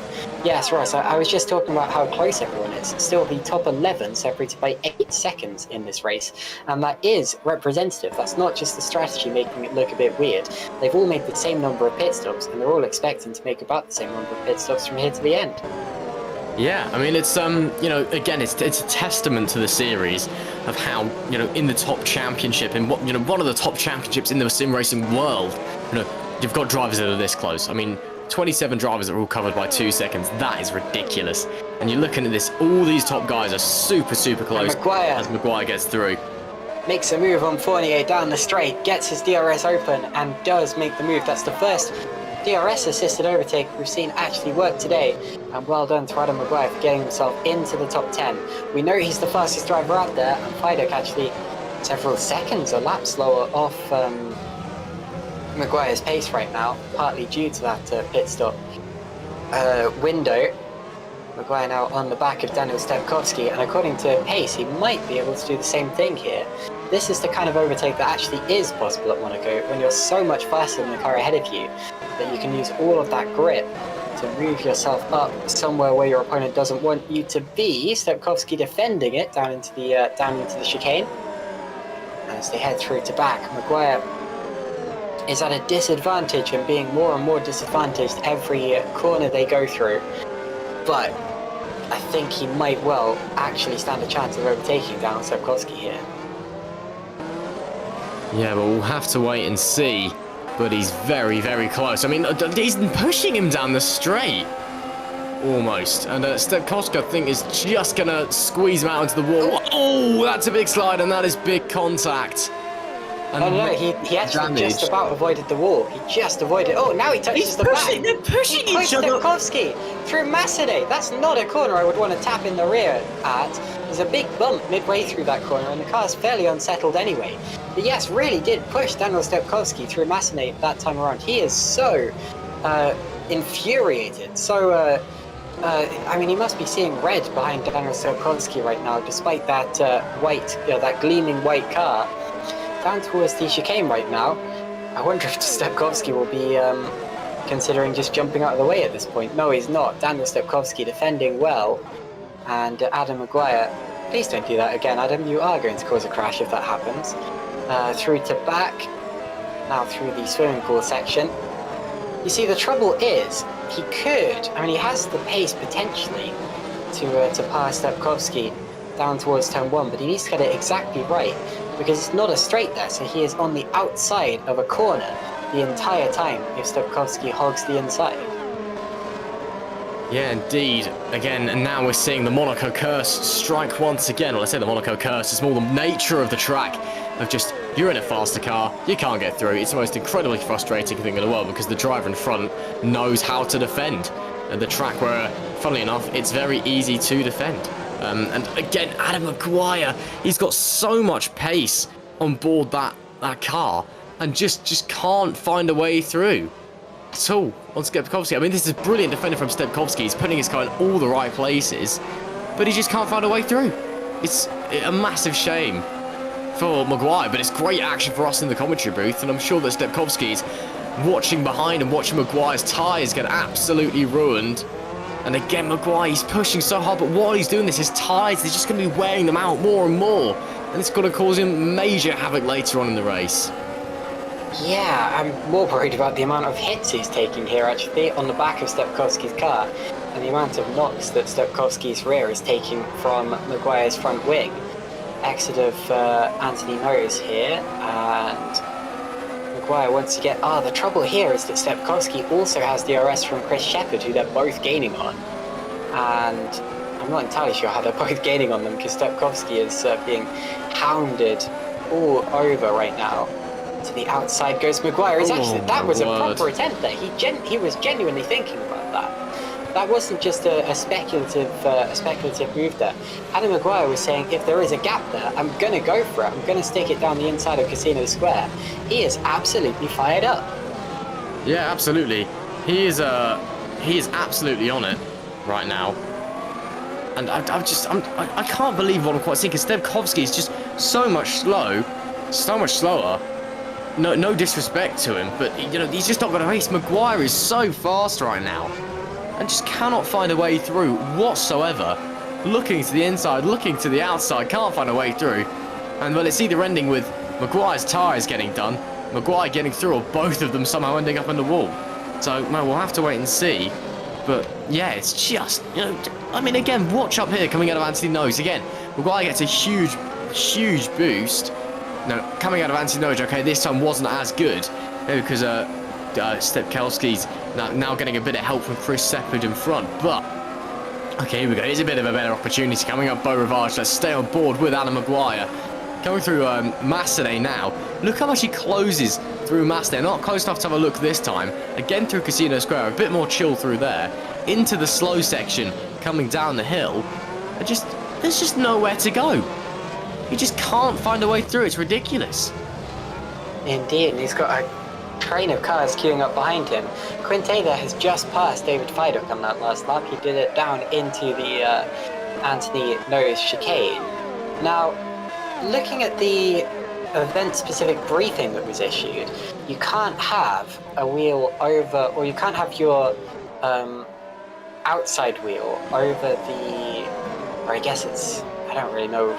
You can't have your left-hand side wheels over the edge of the white curbing down into the chicane. But I've seen it done a couple of times, so I'm worried that some of these overtakes are going to come under intense scrutiny after this race.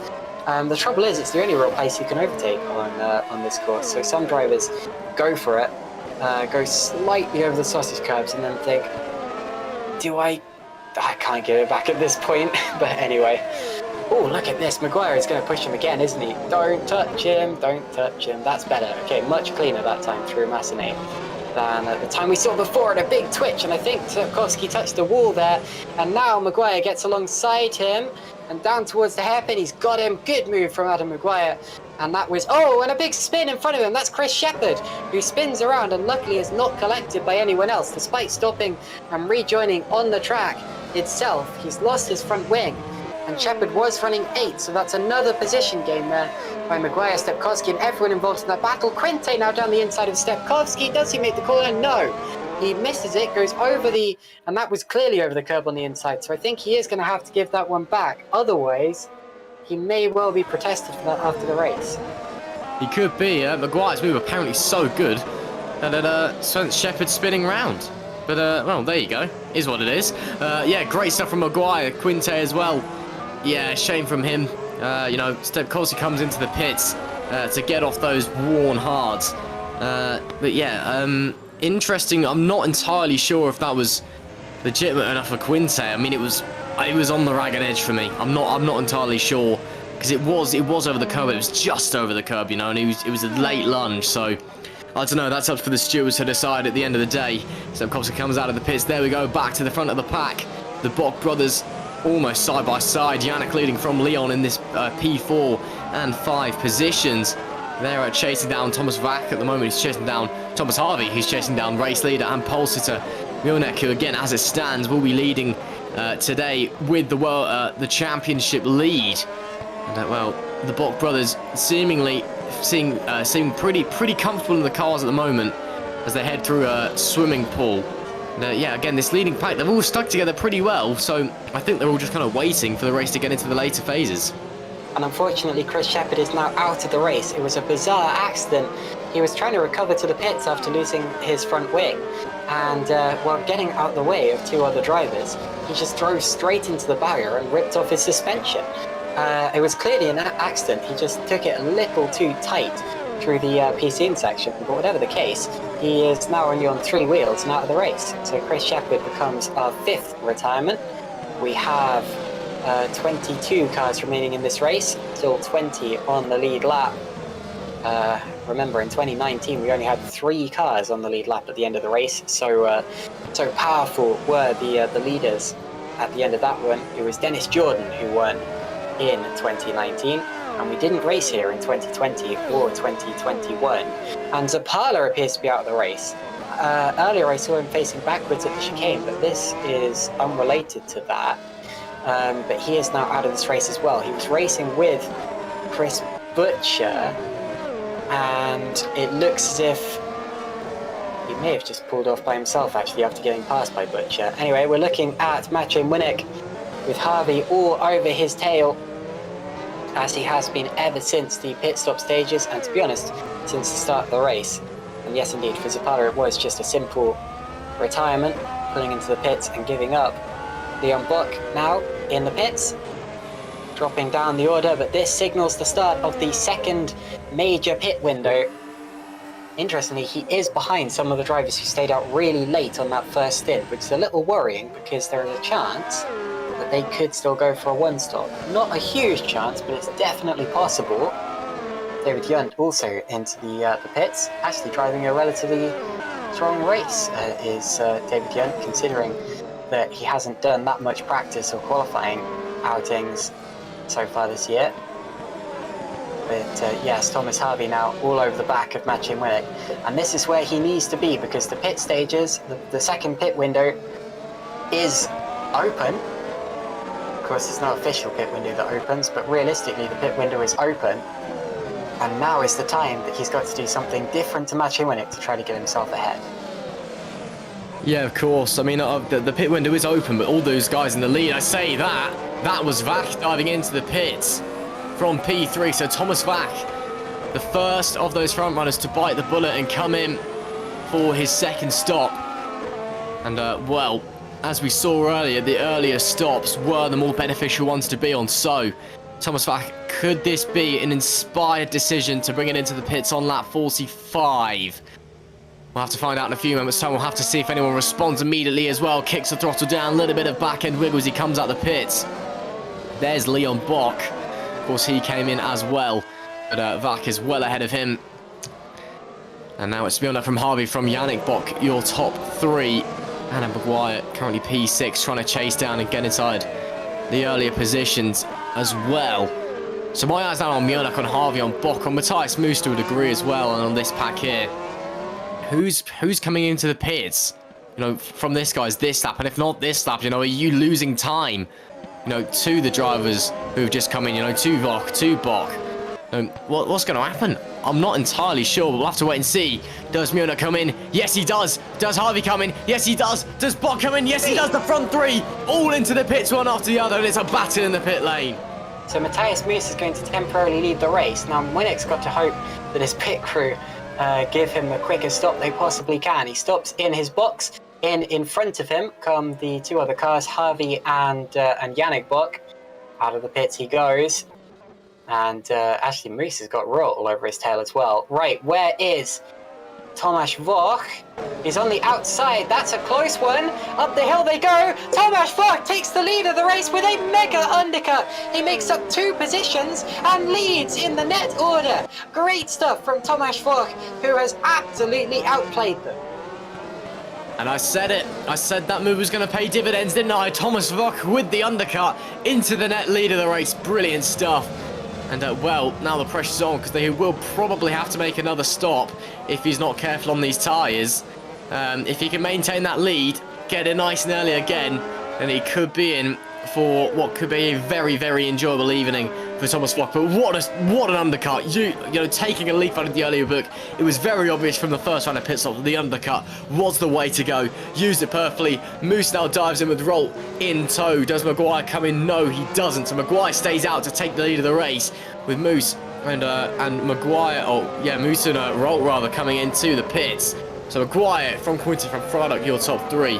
These guys now in, but in the net lead of the race is the driver in P8. It is Thomas Vach with a brilliant move there, brilliant strategy, and well, the race is now in the palm of his hands. You say that. You see, the trouble is there are still a few drivers ahead of him who are on a very different strategy. Alessandro Quinte, David Feidock, Jeffrey Fournier. Now, Adam Mcguire will definitely have to pit again. So will David Feidock, because they have both been on hard tyres for the entirety of the race. Actually, did Feidock start on medium? I'll just take a look back at that, but Mcguire definitely did, so he is going to have to stop again. Feidock started the race on softs. He just stayed out really, really long on those softs. So Feidock won't need to stop again. So right now, actually, Feidock's in a pretty good position here, because if he made his softs last that long, what can he do with the hard tyres? Again, this is one of those races where you can't really call a net order until the very end of the race. And if we get inside maybe the last 15 laps or so, and Feidock hasn't yet made his stop, I'm going to start getting very antsy about all of this. And when did he make his pit stop? I think it may have been, it was lap 18. Sorry, it was earlier than I remembered it. It was the other drivers around him that did. Now Mcguire's in, so Mcguire making his last stop of the day. Comes out just behind Leon Bock, pretty close actually. He's definitely gained a lot of time in that one. Adam Mcguire gaining a few positions with his strategy. Nice job there. Definite top 10, I'd say. Now, is it going to be Tomasz Vach who has this race in the palm of his hand, as you said, or are Quinte or Fournier going to pull something out of the bag? Or Mascioli, maybe. I'm not sure, to be honest. Again, it's one of those things where, usually at Monaco, you can kind of tell who's in the frame to win, but there's a few drivers who, strategy permitting, could really be within a shot. Yes. Now, Fournier, started on hard, so it's not going to be Fournier. He needs to stop again. Did Masciuli start on hard? Yes, he did, I think, unless it's just not updating for me. So I think right now... Oh, Masciuli is now on mediums, actually, so it doesn't matter. Okay, so Fidok's in the pits, as expected. So I think right now, this race is between Quinte, Masciuli, and Wok. Wok, I think, is still the safest bet right now, but Quinte and Masciuli, they're the drivers. The only drivers out there who could possibly spring a surprise right now. And since it's Monaco, why not? Who knows? There was a little touch going up the hill there. That was Stefan Roth there with, was that Philip Puishke who was passing? Yes, so a little touch. They just about get away with it. That's the fight for 13th position. Oh yeah, still argy-bargy, even down in the lower end of the points. And the reigning champion, Stefan Roth. Getting a bit physical there. As we focus our attention back forwards, Jeffrey Fournier currently P2, Alessandro Quinte P1. These guys all need to pit. It is Thomas Vock in P4, currently in the net lead of the race. And, well, it's now when do these guys come in? When does Vock inherit the lead? And then can he go to the end? Because we don't know is the simple way to put it. There is Eros Masciuli as well, who's been having a great race so far. The alternate strategy has been doing a good job for him. Of course, it's probably not going to be on the podium for him come the end of the race. Big move. Fournier up the inside of Quinte for the lead. Gets it into Massenet. Great move from Jeffrey Fournier. Quinte saw him coming and didn't fight him too hard. These two drivers are not on the same strategy. But sorry about that. That was a really brave move from Jeffrey Fournier in a corner that isn't normally one for overtake. No, so great stuff then. So Jeffrey Fournier takes the lead of the race. Of course, he does still need to box. And that could see Quinte potentially diving in for his final stop now that he's lost the lead. And he's lost a whole host of time, already lost a second. Those tyres are pretty done, if you ask me. Yeah, look at that. Look at obviously, the timing board fluctuates in the corners, but, already losing one second, over 1 second now. Quinte, if he's a smart man, will be coming into the pits at the end of this lap. Fournier, I reckon, can stay on that rubber for a little while longer. And does Quinte come in? Yes, he does. So there we go. Quinte into the pits from second. Okie dokie. So the only driver now out there who could potentially go to the end and stay ahead of the leaders is Eros Masciuli in the Musto car, currently and he's in the pits. So Tomasz Vock is in the net lead of the race. I think we can say that for absolute certain now. The gap for the actual lead is 13 seconds between him and Jeffrey Fournier, but Fournier is required by the rules to stop again. Tomasz Vock is second on the road. Maciej Winnick is dropping back, so Vock is pushing and pulling away from Maciej Winnick right now. Thomas Harvey is behind Winnick, and then it's the two blocks with Yannick ahead of Leon Vock, and then Adam Mcguire swarming all over the back of those two Evolution cars. That's a fight that I think is going to kick off again towards the end of this race. Adam Mcguire is not the driver I would like to see in my mirrors today, judging by what we've seen already. Now, I said that his strategy would put him in a probable top 10. It has. It's put him in P7, and he could still gain some positions here and probably will. So Adam Mcguire, the fastest driver on track, and the first driver to set a race lap under 1 minute 10. He's on basically qualifying pace now. Here's Fournier staying out yet again, continuing to lead this race. But like I said, I'm pretty sure that he started on the hard tyres, just the same as he's on now. I can't be absolutely sure because sometimes when I look back at replays, my game doesn't quite update things like that. But it looks to me as if he's going to be coming in any lap now, and probably should sooner rather than later, if the undercuts that we've seen so far today are anything to go by. Absolutely. Again, we're not entirely sure what Fournier's plan is, but again, your brain would say, Lemon, let's get it in now. There's a smoke coming out from the back of Adam Mcguire there. Oh, that's not good. And yes, that, when he's not come out of the pits either, that's just smoking, so that is not good. Yeah, sometimes you see that when the cars just start up, when they're revving on the grid or in the pit box. for a while. But right now, Adam Mcguire is suffering from real overheating. He hasn't been stopped. What he's actually been experiencing, he's been stuck in the slipstream, the dirty air of the cars in front of him. And of course, that means that less air is getting into his roll hoop, and that's why he pulled out of the slipstream a little on that little straight between the Nouvelle Chicane and to back there, just to try to ram some more air into that opening. But if it's struggling now, will it last 25 laps to the end of this race? I may have cursed him because I just implied that he would almost definitely move up some more places in this race. He certainly will now if Fournier pits in the next lap or so, but only if Mcguire's engine survives that one. I mean, I'm starting to wonder he might get, black and orange flag for that, meatball flag as it's affectionately known, because that is obscuring the vision of other drivers. That is dangerous to other drivers. So I am, wondering if that might happen. Because I'm sure it's just overheating. I'm sure it can get solved, but you can see in here on board with Matthias Moos, that is an obstruction of vision. It's a distraction and it's dangerous. So potentially Adam Mcguire could get black and orange flagged for that, which would essentially put an end to his race, because you can't really fix overheating without driving. Because the way he fixes, and he pulls the side. So Adam Mcguire stops his car by the side of the road. His race is over. And that is a big shame for a driver who'd gained a lot of positions through strategy. He decides to save the engine, either that or it's conked out. I think possibly the latter, and he becomes another retirement in this race through seemingly no fault of his own. Although you do have to remember that these drivers can alter the amount of radiator opening, the amount of radiator tape they have on at the start of these races. So it is a little bit to do with the driver's setup. But anyway, big shame for Adam Mcguire, and he is out of this race. Here's Geoffrey Fournier, still leading by 13.5 seconds. Yeah, I don't think that would have been anything to do with a black and orange flag.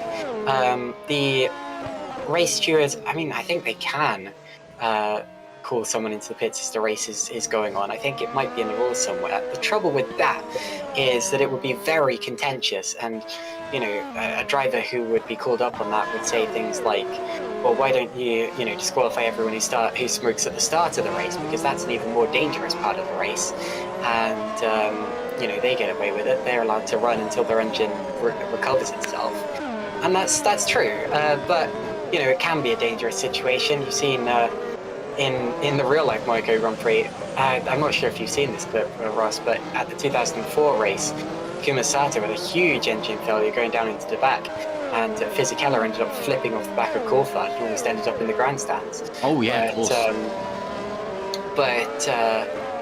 yeah, that failure not quite so dramatic. Whatever the case, it still put Adam Mcguire out of this race. 19 drivers remaining. 20, because there's still one. Cameron Rogers still hasn't passed where Adam Mcguire stopped just yet. 18 of those 20 are on the lead lap. So there you go. Monaco claims another victim. A big shame there for Adam Mcguire, but that's how it is sometimes. Unfortunately, luck doesn't go your way. Whether that was just overheating, or if he put too much blanking on, or if it was an actual problem with the car, we won't know until we find out later on. But yeah, what a shame for Adam Mcguire. Geoffrey Fournier then still leading the way overall. However, we know that it is Thomas Vach that leads the net race. As I say that, Geoffrey Fournier dives into the pits, and actually I've just seen that Adam Mcguire in the Discord, which you can join via the GPVWC website if you fancy getting involved, just saying that's what I get for not testing, because that tells me that is putting too much blanking on the car. Yeah, that may well be the case. Anyway, out of the pits comes Geoffrey Fournier. He drops down the field. Thomas Vach does realistically lead the race now, 3 seconds ahead of Mathieu Winnick. And Thomas Harvey is still right on the back of Winnick. Oh, look at that, very close with Stefan Rot on pit exit. And Rot goes through. And that is for P9. Fournier, though, with the fresher tyres, might well fight back later on in this lap. Yeah, so after everyone makes what we assume is their last pit stop, it's Wach leading from Winnick, Harvey, Wach, Yannick ahead of Leon, and then Moose, Stepkowski, Feidok, Rot, and Fournier with Rowe and Fournier being the fight that you're watching. And you can't see this just yet, but Alessandro Quinte is stiffing all over the gearbox of Jeffrey Fournier in this one as well. So it's not just a two-car fight. Alessandro Quinte is right there in the Pescara ADG. Yeah, it's very, very close indeed. And, well, Jeffrey Fournier back to P10, as you said, Caitlin. Vok to the overall lead of the race, but they've still got 22 laps left remaining. Can they make it is my question. I'm not entirely sure, you know.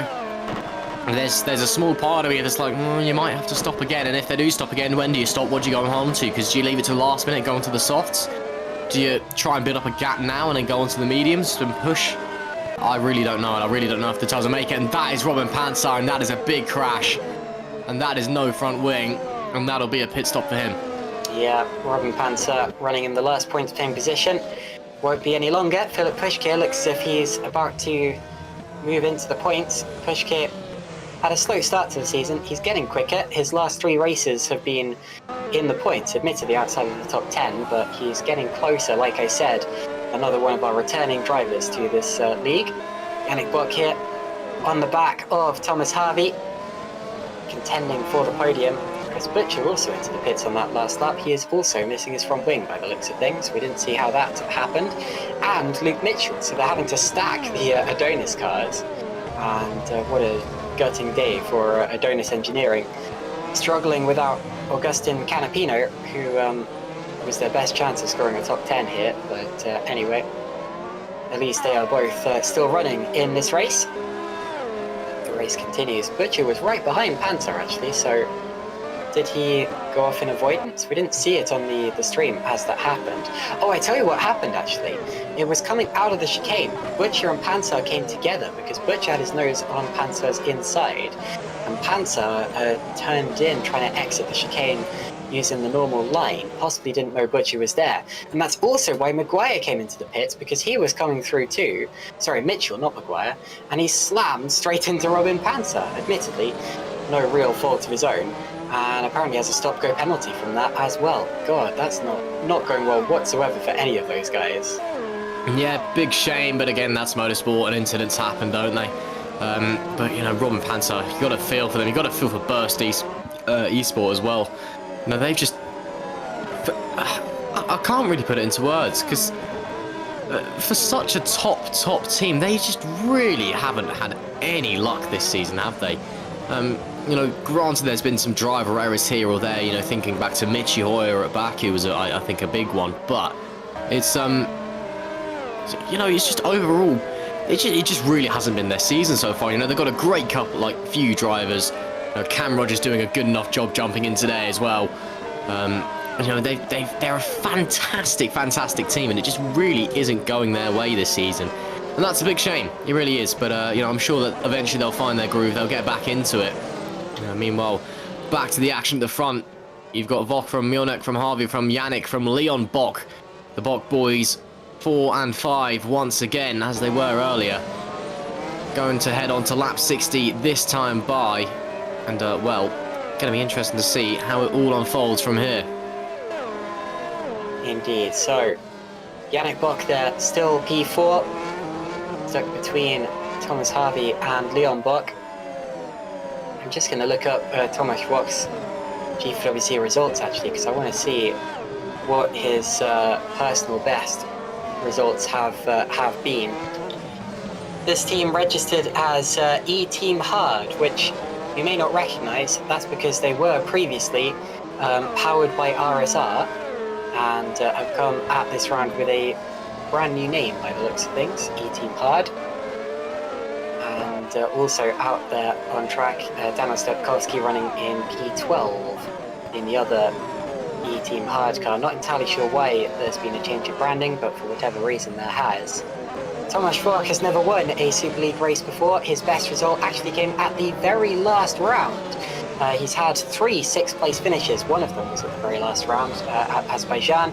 And last year he finished 6th at Belgium and Italy. So obviously a driver getting better, getting closer to a good result. And today he is getting closer to that still. He's had strong results in lower categories. He's had podiums in both the Academy Series and the Super Lights. There's David Yunt coming out of the pits. This would be his first GPWC win, full stop, by the looks of things, because none of those podiums that I previously mentioned were wins. In terms of the Powered by RSR team, now known as E-Team Hard, they joined Super League last season, and their best results have been those 3 6th place finishes that Tomasz Wach has scored for them so far. So it would be not only a massive achievement for Tomasz Wach, but a massive achievement for the team as a whole. They have had wins in other categories. Ryan Elliott got them a victory in ITC a couple of years ago, 2019. They've also had a few ITC Div 2 victories, as well as 4 Super Lights podiums. But again, no real career ladder victories for Powered by RSR, which I'm now combining into Powered by E-Team Hard. And he leads by 2 seconds over Maciej Wynek. Oh, what a place to do it as well. Hey, getting your first victory at Monaco. Of course, E-Team Hard is the esports division of the Team Hard BTCC team for any British touring car fans out there. And they've really been expanding their profile out there. They've been really pushing hard and getting themselves known out there. And all the way to cap it off as well, their first victory this could be in GPVWC. Tomasz Wach's first victory in GPVWC, but they've still got about 16 laps left to go. So obviously touch wood that nothing happens to them, but what a picturesque victory this would be. You know, your first victory as a manufacturer, as a driver at Monaco at all places. Can't think of it getting any much better than that in the Super League. As we head through Casino Square with Matthias Moos and into Mirabeau coming down the bottom of the hill. Of course, the Red Archer VRT driver been doing a pretty good job out there. The German in P6 at the moment. Just trying to follow on this lead pack. You can see the Bock brothers in front. Munich a bit further ahead of them, and then Wach about 2 seconds ahead of them as well. So bit of a gap starting to form with the leaders, it would seem. But for the time being, it's all very steady away. Oh, just waiting to see what happens. Do they need to go on another pit stop again? Who really knows? And of course, what do you think? Don't be afraid to get chatting away in the YouTube chat. Of course, myself and Caitlin do always keep a clean eye on the YouTube chat. And of course, if you haven't already, please make sure that you've liked the stream and subscribed to the GPVWC channel. It really is appreciated by everybody here at the GPVWC organisation. If you're joining us for the first time, well, you've chosen a great race to join us at the last 15 laps of the Super League Monaco Grand Prix. And this is looking like it's going to be a very, very tense finale. As they head down through the hairpin.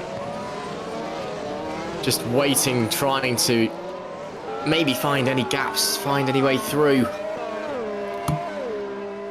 There's Leon Bock now, who's managed to pull a little bit away from Matthias Moos on that last lap and actually closed a bit on his brother Yannick as well. As heading through to back now, of course, so cool because he used to have a tobacconist sat on the outside of the corner. Obviously there's grandstands there nowadays, but back in there you were used to have it be shops. There was a back in the 50s and the 60s as well, there was coming through the Nouvelle Chicane, there was a ramp, strangely enough, and then there was tobacco, which there was no barriers, there was a curb, as in like a roadside curb, not a racetrack curb, and then there was a bit of path, and then there was a tobacconist.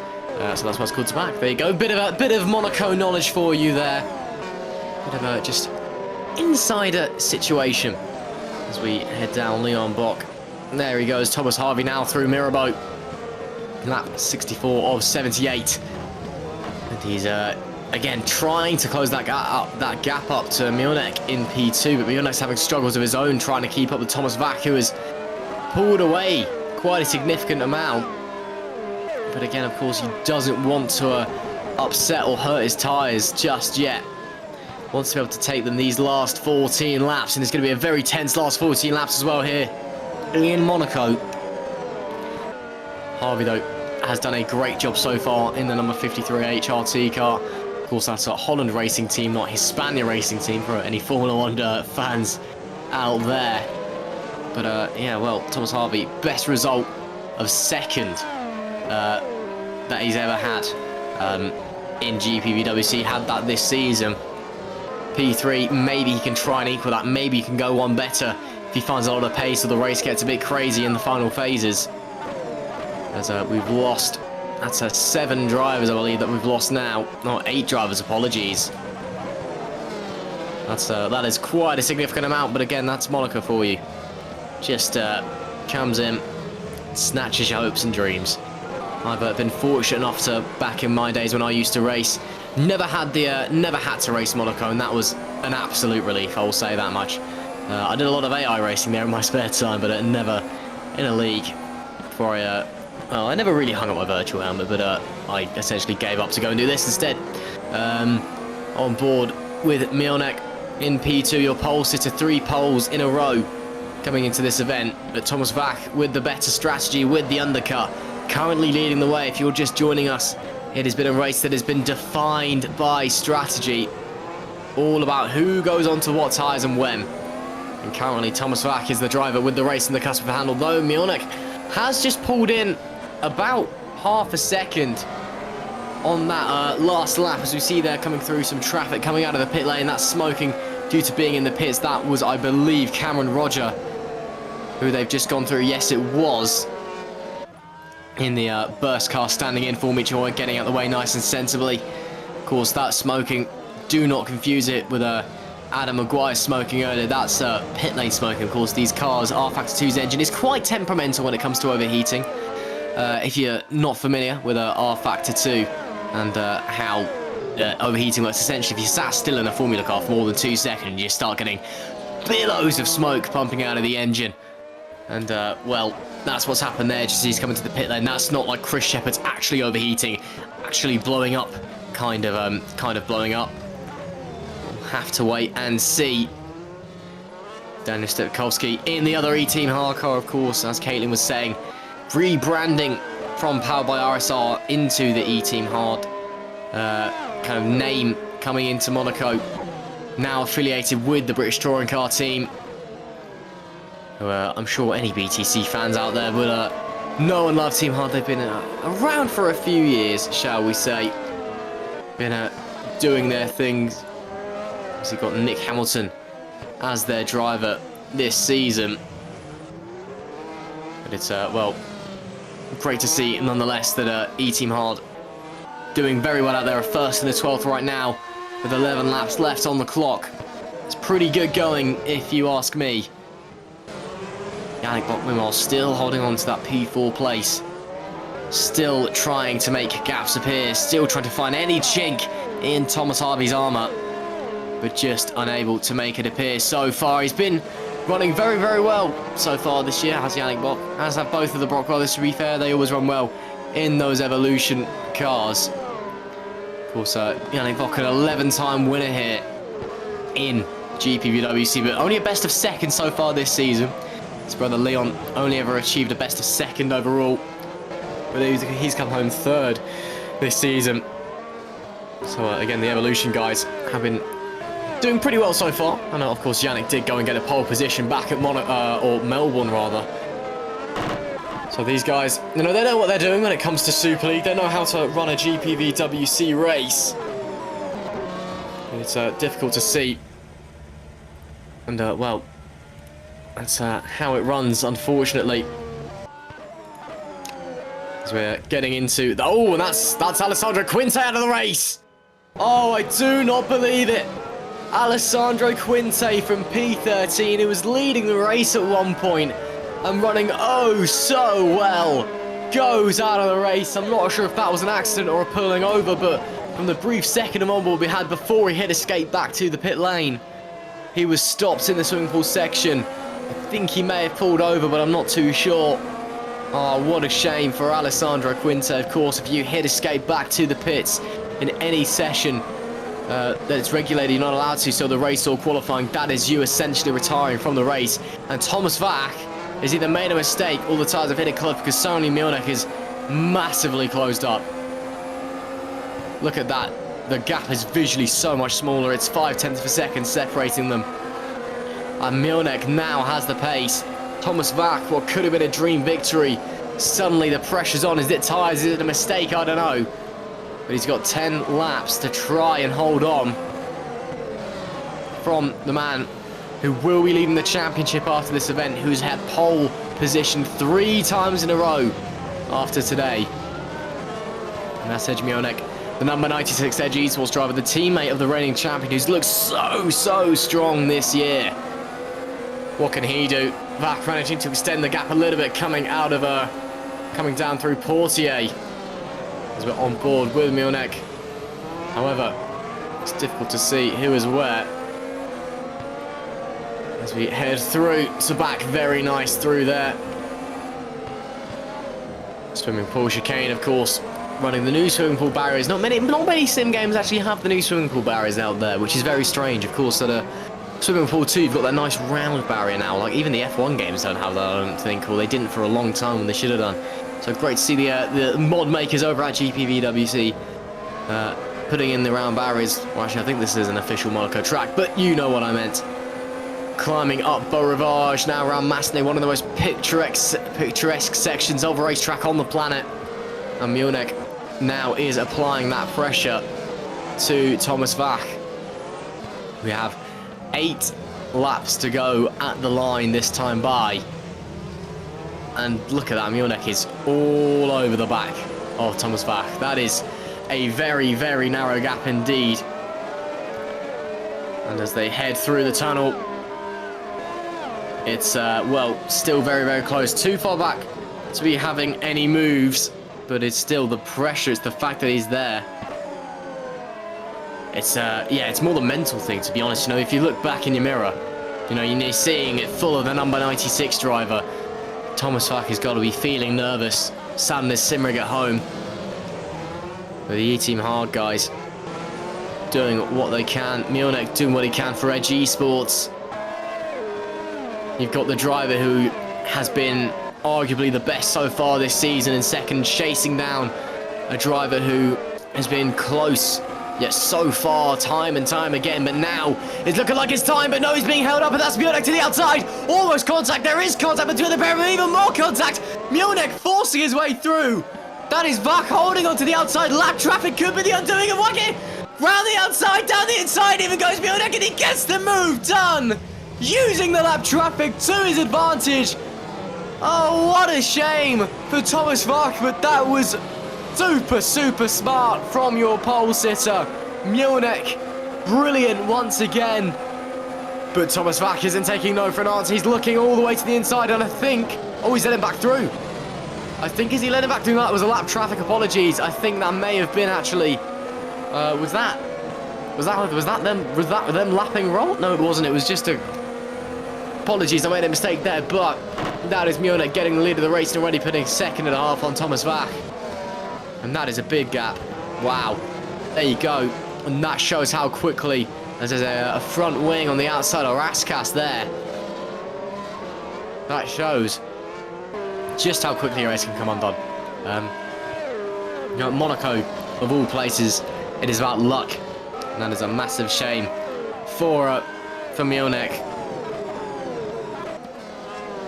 But yeah, what a shame. Thomas Harvey and Neymar will try and get past as well in the HRT car, Holland racing team, that is, of course.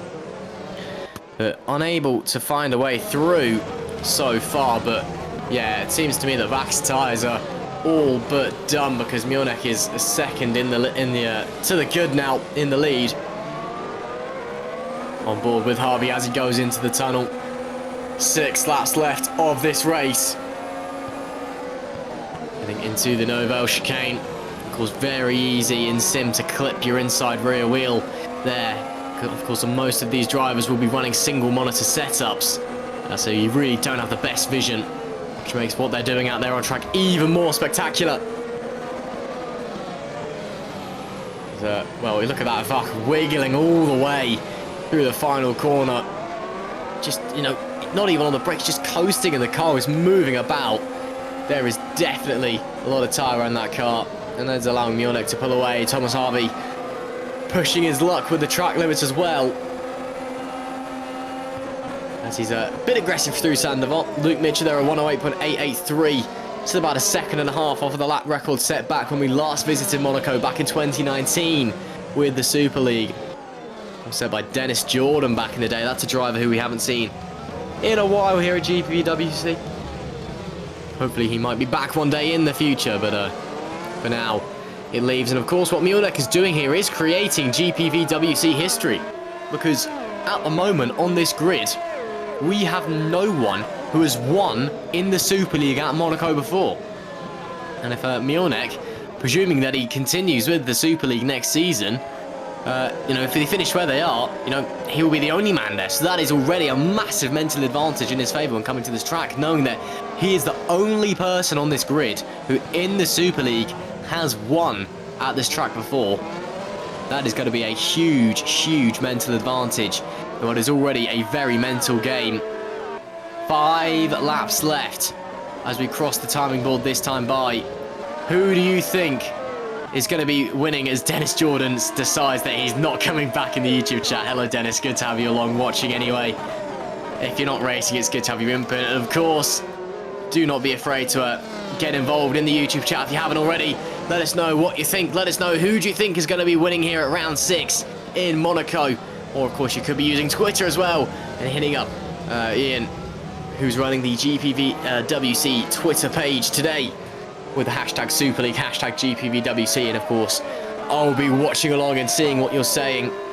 And if you haven't already, if this is your first time watching, hello and welcome. And if you have not already, please do like, share, subscribe the stream. It really does help out everybody here at GPVWC. And well, as I said, if it's your first time joining us here today, you have picked a phenomenal race to come along to, because, well, talk about tension. Munich 3 seconds away now from Thomas Vac. He's massively pulled away. Thomas Vac, his tyres are going corner by corner. He's not protected his tyres with the undercut, and that is a massive shame. He can try and hold on for a podium, but with each passing corner that Harvey stays behind, it's another few tenths that Munich even manages to pull away in the lead with 4 laps remaining.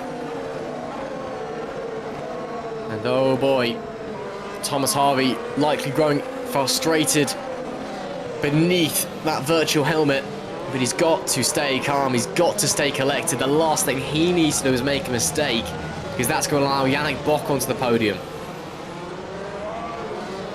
Through Portier, Vac very sideways on the exit. He's really pushing hard.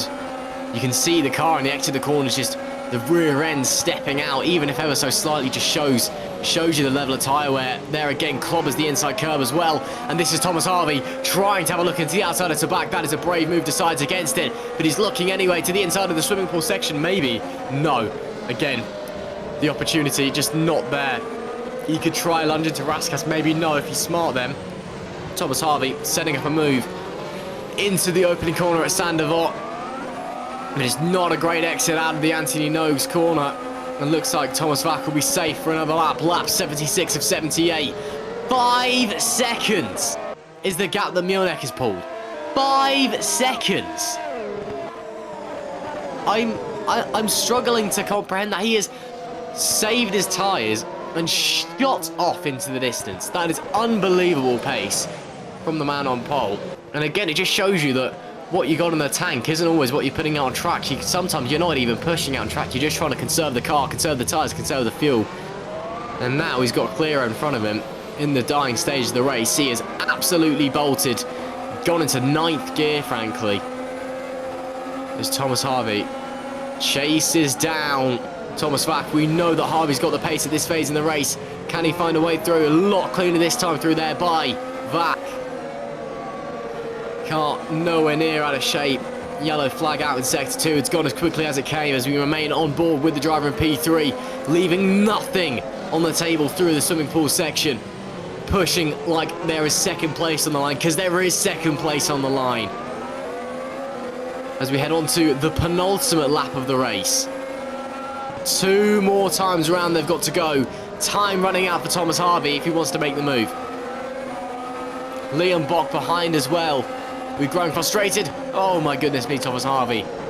That could have been very, very interesting, I'll say that much. Having a look up the inside into Massenet, I don't think Vach expected that. Harvey was just seeing the gap. He was trying his luck there. And look at the train. 6 cars in this train. This battle. That's not 6 cars. That's more like 8 cars in this train. They're all lining up one behind the other. From 2nd down to 9, they are just in a line. Just shows how close it is. But the real battle on our hands, it's Harvey against Vach. And oh, that was nice through Harvey. That was brilliant through the Nouvelle chicane. But again, to back, there's not going to be space. Dirty air. Nothing comes of it again. As we're heading into Raskas, what's going to be made of this? Who do you think is going to win? One final turn to go, and it will be the final lap of this race. It is the final lap of this race. Munich, 8.5 seconds away. He has shifted into another clear, but there goes Thomas Harvey. He's looking, he's got the switchback. He's drawing alongside. Up by Rivage, surely not, to the outside. Around Massenet, can he get it done? Almost. Oh no, they touch. Oh no, Vach in the wall. Harvey in the wall. Box gonna squeeze past on the inside. Vach without a front wing. And Harvey trying his best to hold the position, but Yannick Box squeezes through. And what I was afraid was going to happen comes to a head. And what a shame for Thomas Vach, who has done nothing wrong all race, to be rewarded with that on the final lap. Yannick Box squeezes through into P2. Can Harvey challenge for 2nd again, or is it going to be luck for Yannick Bock? We simply don't know, but I tell you who it is luck for. It's Munich, who has been superb all race long. He's been running his race exactly how he wanted it. 3 poles in a row. It's going to be another win and the championship lead for Masej Munich. He takes victory in Monaco. What a win. But Yannick Bock gets fantastically lucky on that final lap and manages to bring it home in P2. Thomas Harvey manages to hold on for 3rd. Leon Bock is 4th. Matthias Moos is 5th. Fidok is 6th. Roll is 7th. Fournier is 8th. Thomas Vach, you've got to feel for the E-Team hard driver who led the race for so long. He brings it home in 9th position.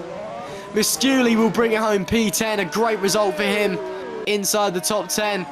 With Stepkovsky in 11th, Pushka 12th, David Young 13th. And then following that will be Robin Pansar, Florian Guy, Jan Dragoon and Luke Mitchell. I think Limber Gitchell may have pitted at the end, but he's still classified. And then a whole host of DNFs. But Masej Munich, wow, what a drive. He wasn't out and out pushing, it wasn't out and out domination.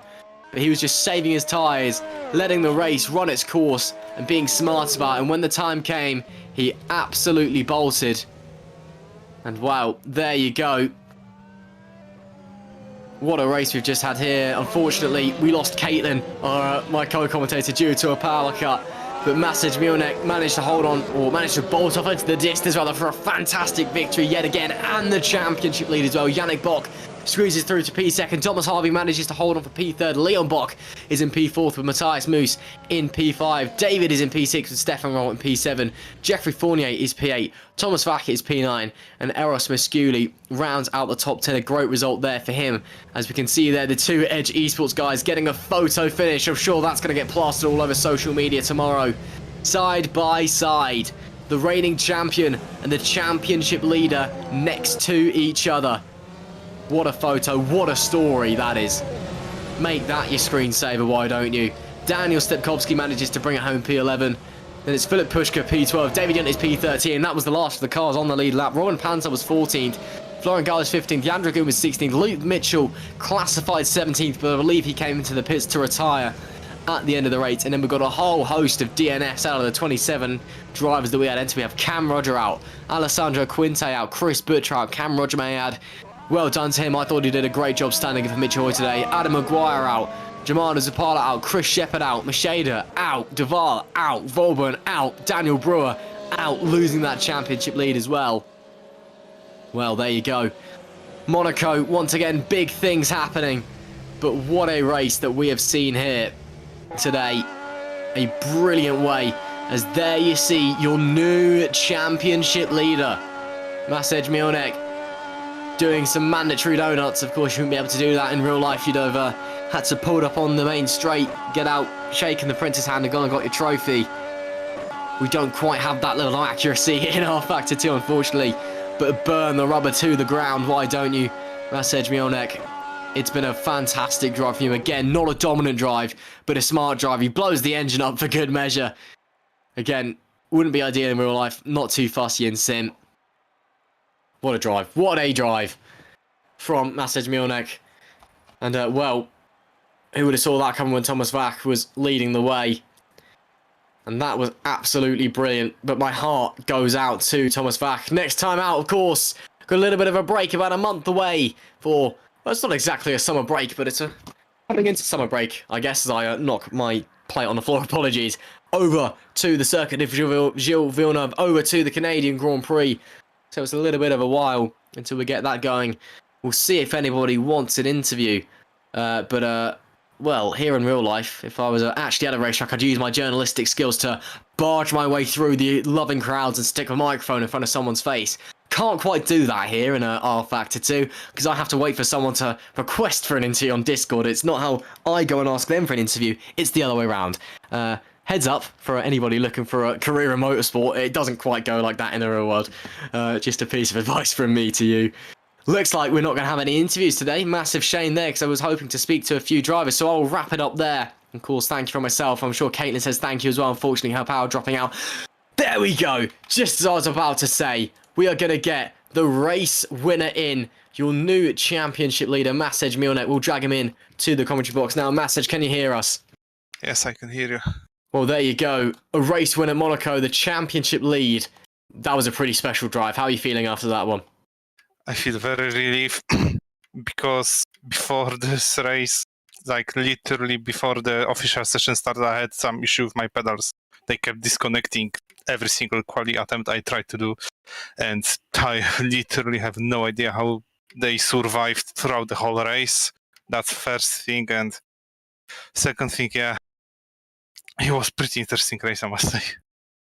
Yeah, that was intense in the commentary box. I don't know how it was for you behind the wheel, but I mean, you were putting the pressure on Thomas Vac all race long, finally getting through, and then you just shot off into the distance. I mean, was that pace that you were just kind of holding on board? Were you just waiting to, put the pace in? Let's say yes, because throughout first two stints, it was a matter of trying to go as long as possible and finding the gap on a track where I could go after my pit stop and not be held by anyone. And on the last stint, when I saw Thomas ahead of me, I decided to let him go away a bit, just so he thinks he might have an advantage and make him use his tires a bit more than me. And my plan was to slowly catch him towards the end, and it happened. And then the maneuver itself, it was a bit shaky. We touched a couple of times, but fortunately for me, I managed to pass him, and then I just tried to go as quick as possible because I knew his tires were dead, and I'm still a bit worried if he might put protest, because he of course can, because of the pass I put on him because we touched. So yeah, it was for safety measures, that pace at the end, but also, yeah, that's what I could do throughout the race. And well, coming away from Monaco now with the championship lead as well, that must feel really important to you, especially as we're coming into this month away. That must mean the momentum's surely behind you now. Yeah, I'm pretty happy that I'm in a championship lead, but I know that I have to build on it, because potentially I will need to skip like a couple of races at the end of the season. So I know. Yeah, I know, but I have no other choice, sadly. So I know I have to keep my momentum as long as possible and try and bring as good results as possible from every single race that will be happening. So I suppose the plan is win as many races as you can, get the championship as big as you can, and then hopefully the races you miss don't cause that much of an impact. Ideally, yes. Well, we'll have to wait and see how that goes. Congratulations out there, Mcguire. Fantastic race for you out there today. And, coming away from Monaco with a race win and the championship lead. Yeah, that went pretty well for you, I'd say. Thank you very much for joining us, and congratulations. Thank you. That was your new championship leader, Masej Milnek, and that, I'm afraid, is all that we've got time for here at GPVWC. I would normally say same time, same place next week for another race, but unfortunately it's not, because we've got our, I suppose it's our summer break. I don't like calling it the summer break because it's still May, but it heads into summer, so go on then. We head into our summer break a month away before we head back to for the Canadian Grand Prix, so you've got time to go rest, recuperate, do some work during the break as well for any of the drivers out there. But well, it'll be until then, I suppose. What a big shame we're not around next week, but it's for the best. Thank you very much for joining us for a brilliant race here at Monaco, and until Canada, we'll see you next time.